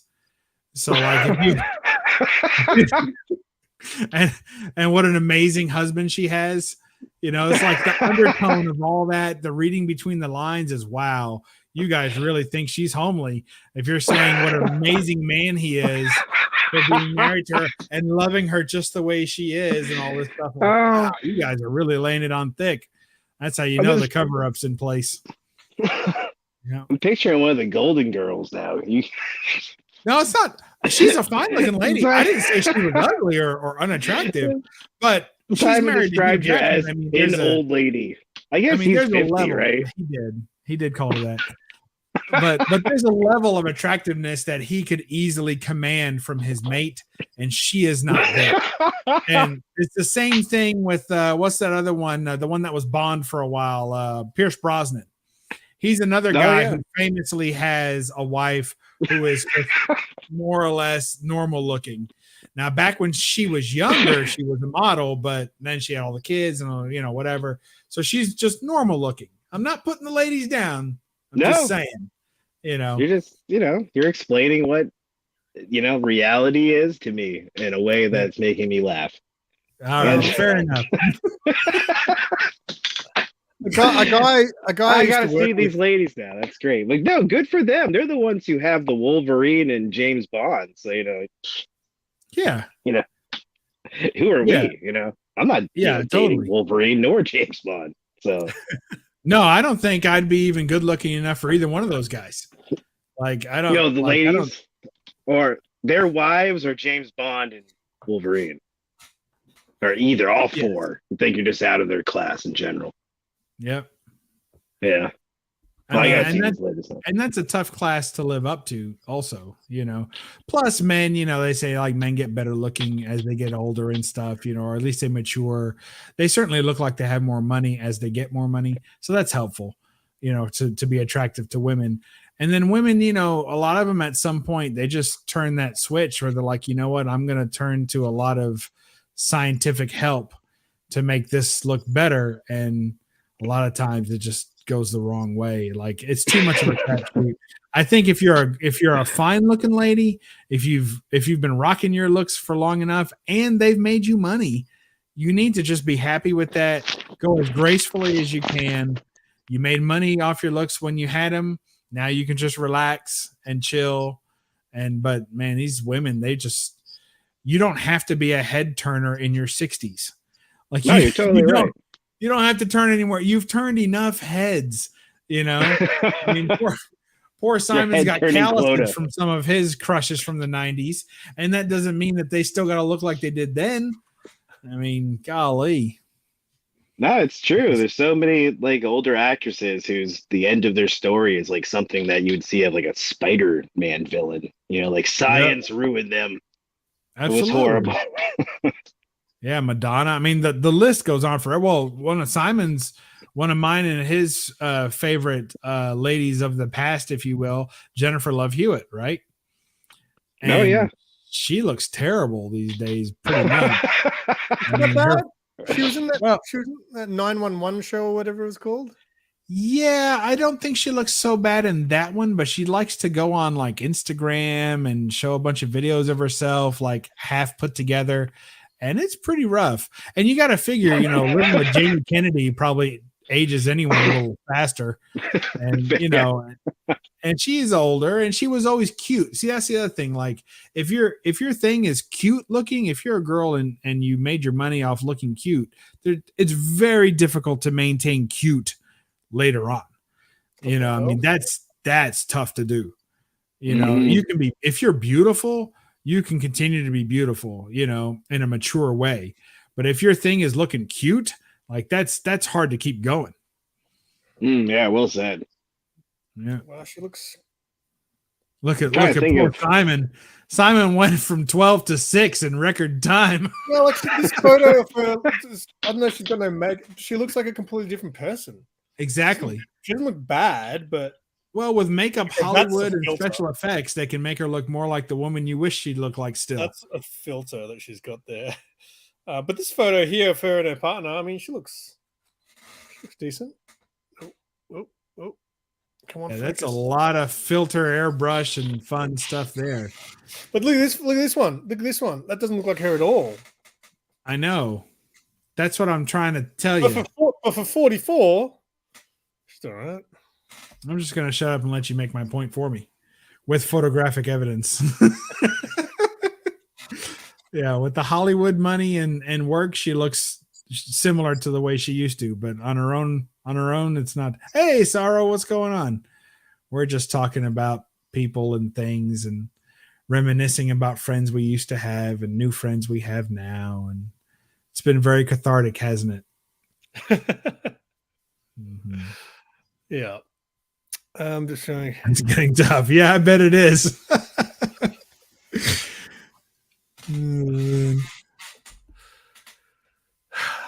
I still look all right, but it's just going to change overnight for me one day. Was that last night? No, not yet.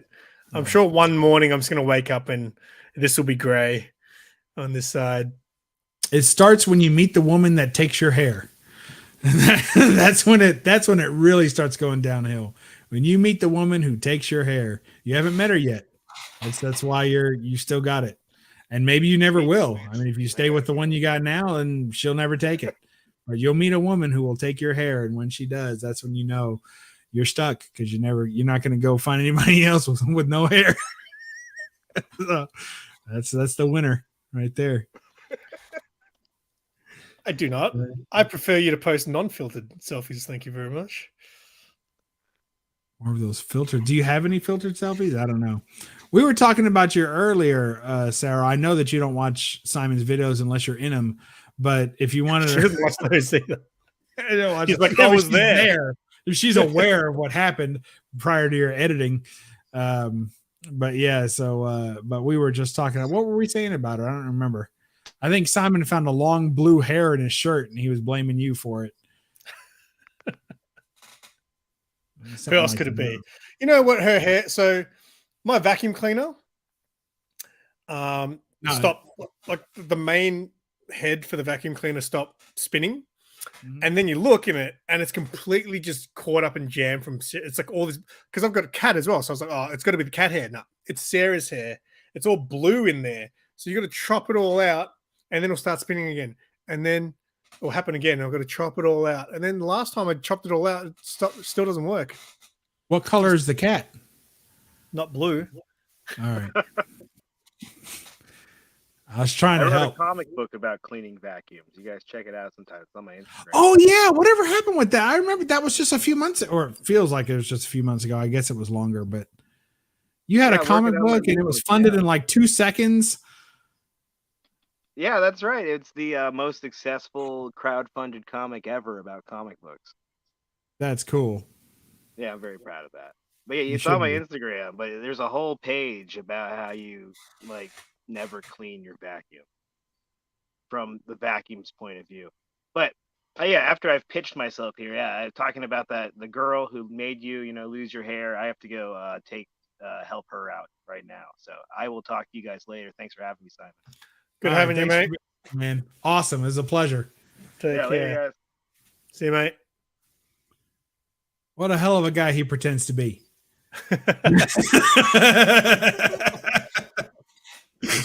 Good guy. Well, I might wrap it. I'm out of books.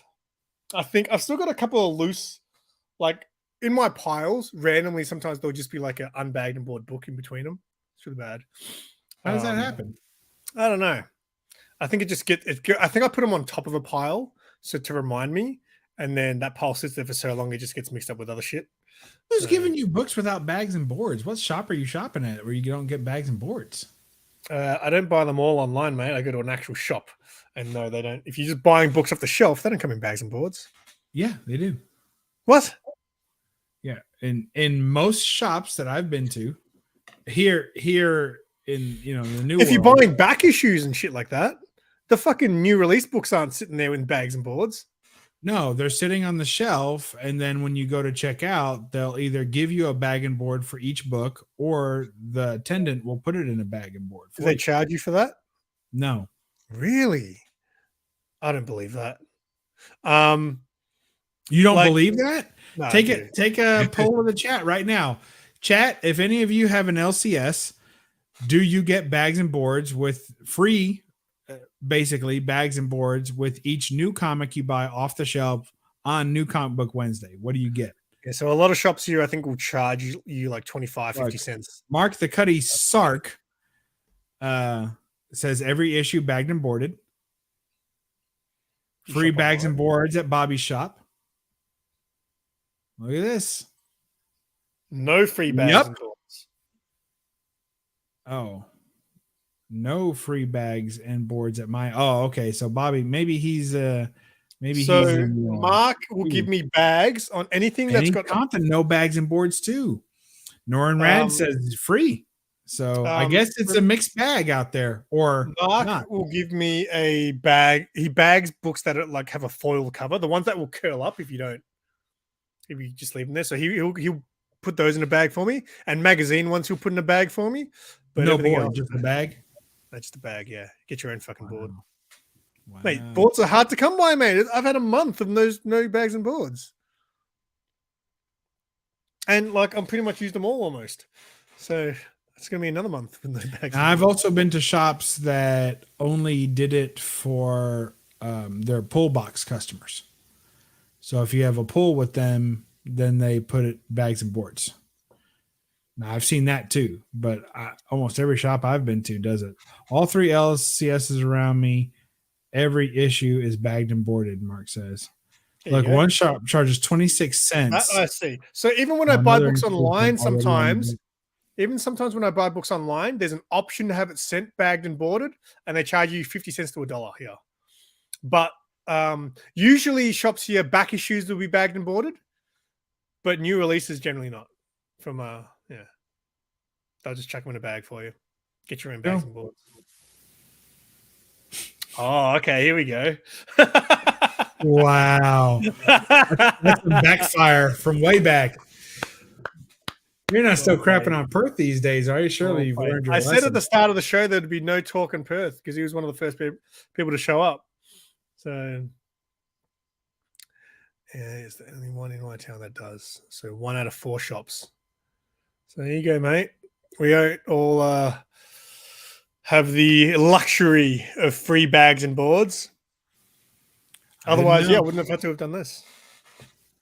I didn't know you guys were in such terrible shape over there. Mate, it was worse. Remember during COVID, mate, bags and boards were ridiculous. It was like And- that here too for a while. Like Mark jacked the prices up once they came in because he's like, man, I need these to last. People are coming out and trying to clean me out. I need to raise the prices. Oh, it's messed up. It's not always raining in Melbourne. It's like raining 1 minute and then it'll be sunny the next, and then raining the next, and then sunny the next. But yeah, forget about Perth, bub. Come straight to do not pass Perth. Go directly to Melbourne. Don't I technically have to pass Perth to get to Melbourne? Like I at least got to fly over it, don't I? Oh wait, actually, I don't even know. I think I made a mistake. I don't think I know where Perth is. Perth is no. I don't think you have to pass Perth. Isn't Perth far western? Something like that. Can't you come Don't I around the have other to way? fly? Which way am I Yeah. coming? Do I come around the other side of the ocean? I don't know, mate. I didn't even know where Perth was until bloody recently. Until 10 seconds ago. Mark is actually quite expensive now. So in the past, so going back maybe a year or two, Mark was cheaper than everyone, and I felt like he had to be. But the delivery, so all the prices went up for shipping over here. So Mark pays ridiculous because Mark doesn't buy as much either. So if he bought a bigger bulk, you'll get discounted shipping. But because Mark doesn't really buy a lot, he pays maximum on shipping. So he marked his books up probably twice in the last year and a half. So he's actually one of the more expensive shops now. But if you're a regular, he gives you a discount anyway. So all these regulars usually get discounts. But yes, no, he is definitely. I remember in the beginning, I was like, oh, he's actually quite cheap. And then, yeah, now it's actually a little bit more. But whatever. Mark's my boy. I want to go to Queensland. Yes. Sarah wants to go to Queensland. She won't stop nagging me about it. I just think. Has she never been? No, she has. She hasn't been for a long time. But like the money, like it's expensive to go. Like we want to go overseas, right? I just feel like if we go to Queensland, you're spending money that you could just put aside for an overseas holiday, right? I don't know, that's my thought. Queensland's fun. But you know, because she wants to go to Movie World and shit, which is I get it. Movie World's pretty damn cool. But I was there a few years ago for free. They hired the whole park out for us. It was pretty sick. I don't need to go again. They literally had all the superheroes there, like Wonder Woman, Joker, all the people. But we had the whole park hired out from our work. It's crazy. Cool. I pay $7.50 for a normal issue, but fuck, that's cheap. That's cheap. Maybe Perth ain't so bad after all. Maybe I'll come there. Oh, Blue Hellion, what's going on? Thank you very much, mate. Tyler Rock, someone out there needs some Tootsies. Not me, but someone.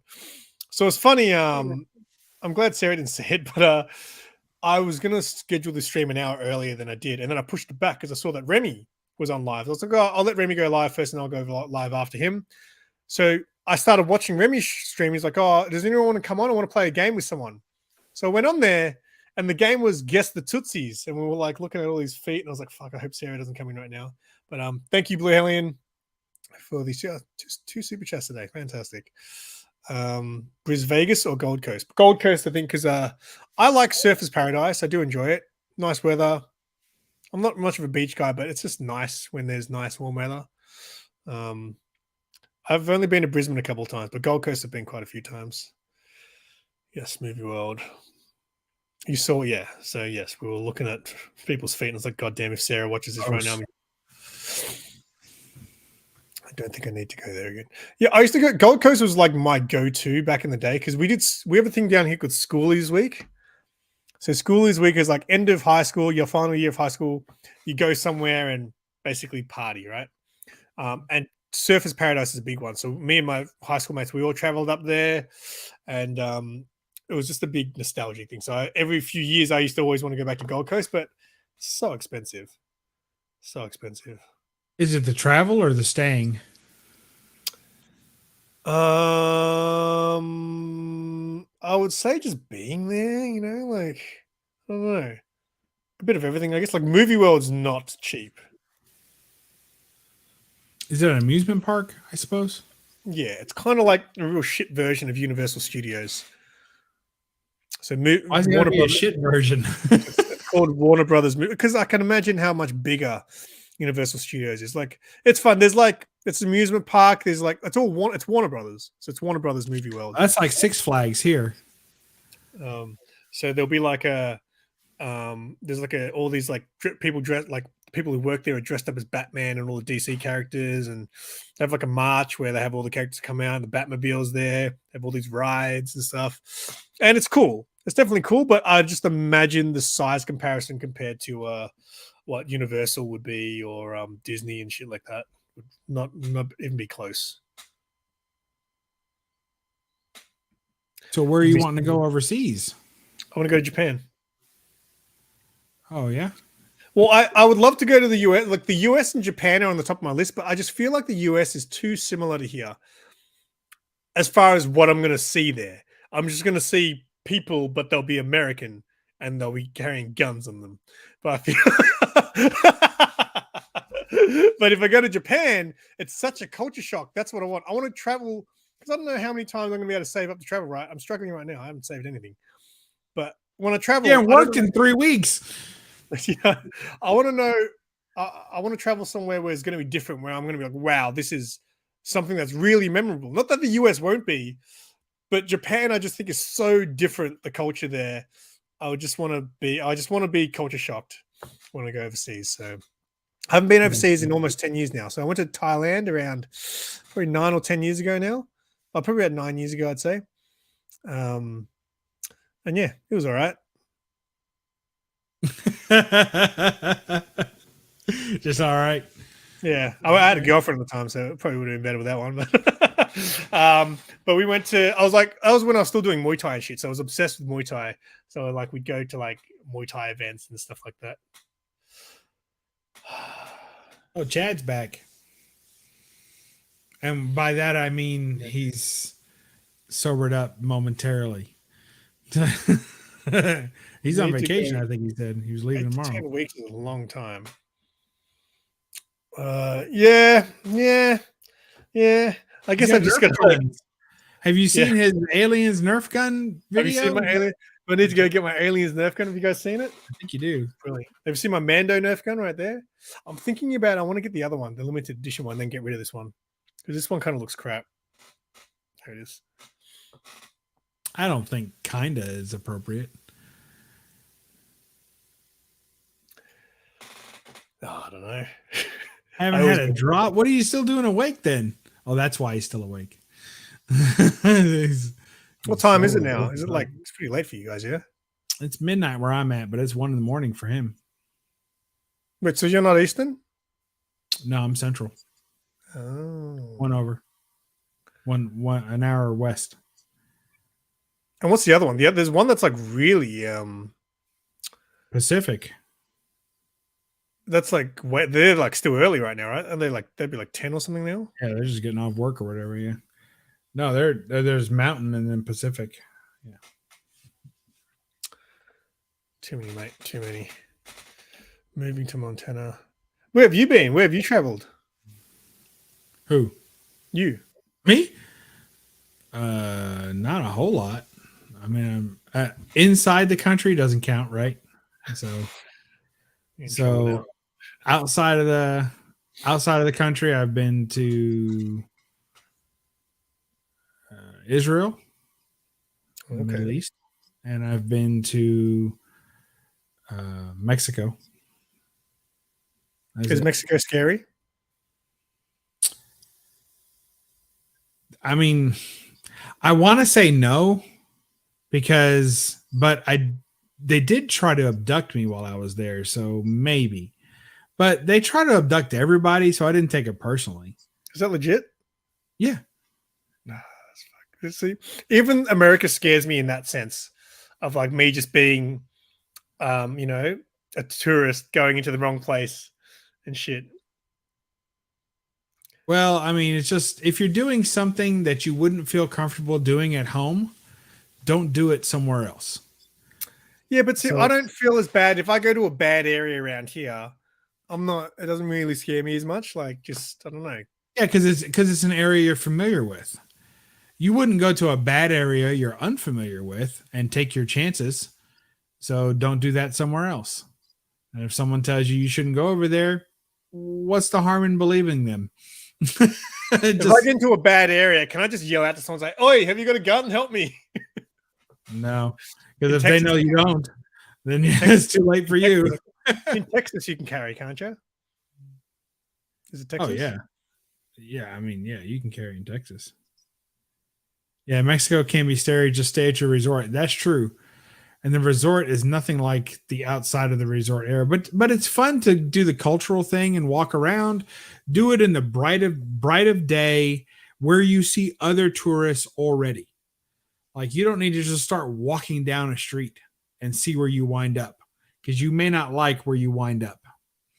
And use some common sense. If someone tells you to get into a car of someone that you did not ask for a ride, don't get in the car.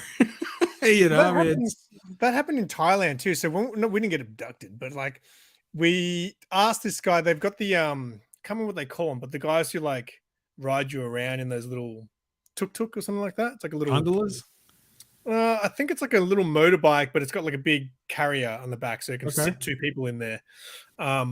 So we went in one of them. We told him, "Hey, we want to go to this market."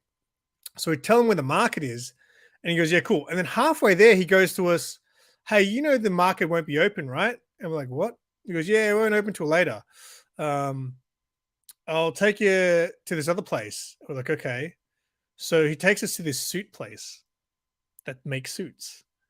And we get in there and there's these dudes in there and they just start measuring us up and saying, "Yeah, so what do you want?" Da, da, da. And we're like, what are we doing here? And then my mate cracked. He's like, "Oi, I'm not going to buy a suit. Stop trying to." And he cracked the shits and then we left. But then we didn't even get to the market. He just took us back. Like, but that can happen like anywhere, you know. Like, You might anywhere want to go. be aware that Sarah is rage unsubbing your channel right now due to your lack of interest in her questions and answers, and you're actively getting the better without a proverbial girlfriend. rolling pin Hey, across her look, head. hey, I wouldn't want to go to Japan without a girlfriend because me and Sarah are into the same shit. So It's too late. You're way so far down the chain of this now. But, she's already said goodbye a few times. she's I was going to advised- interrupt you, but you sounded almost interesting with what you were saying a while ago, so I didn't want to. Czar, is you still on? Don't go, Sarah. Tell her don't go. she's at So work. tell her- She's supposed to be working. Ask her to come back. Well, that's probably she had to go back probably to work. I'm sure it wasn't personal, like she said it was.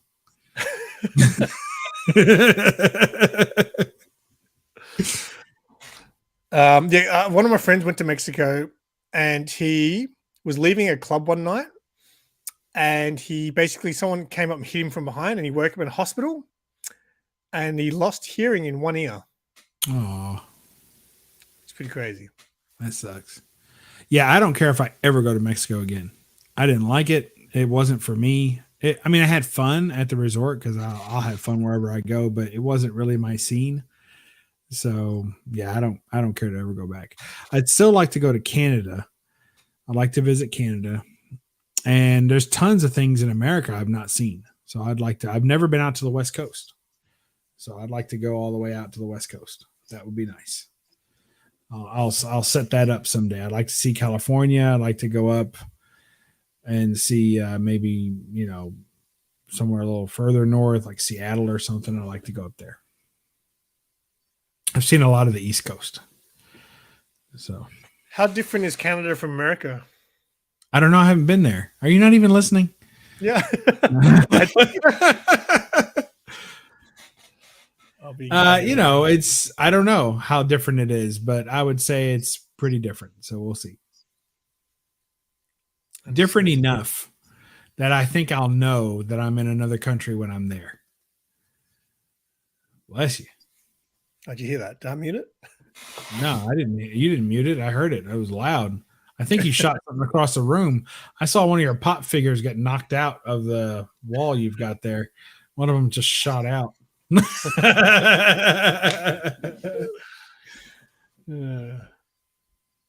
Wife has trainings at work about trafficking in Mexico, and the instructor says never take your family there.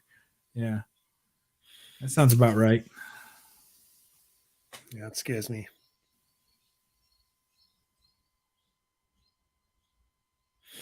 There you go. There's the Bub's Aussie tour. Yeah, all that being said, I might be going this summer. I think we're going to do it. I don't know if it's this year we were going to do a cruise or next year. I don't. I thought it was this year, but maybe not. Maybe it's next year. And so we'll do a cruise. I think I'm going to do the Caribbean though, the Caribbean Isles. So we'll do that. We'll do a Caribbean cruise.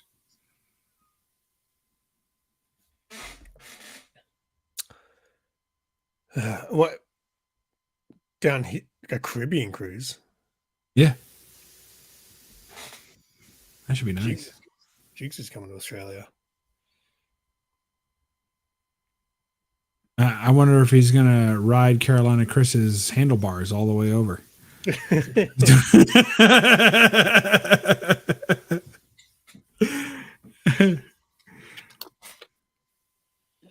messed up.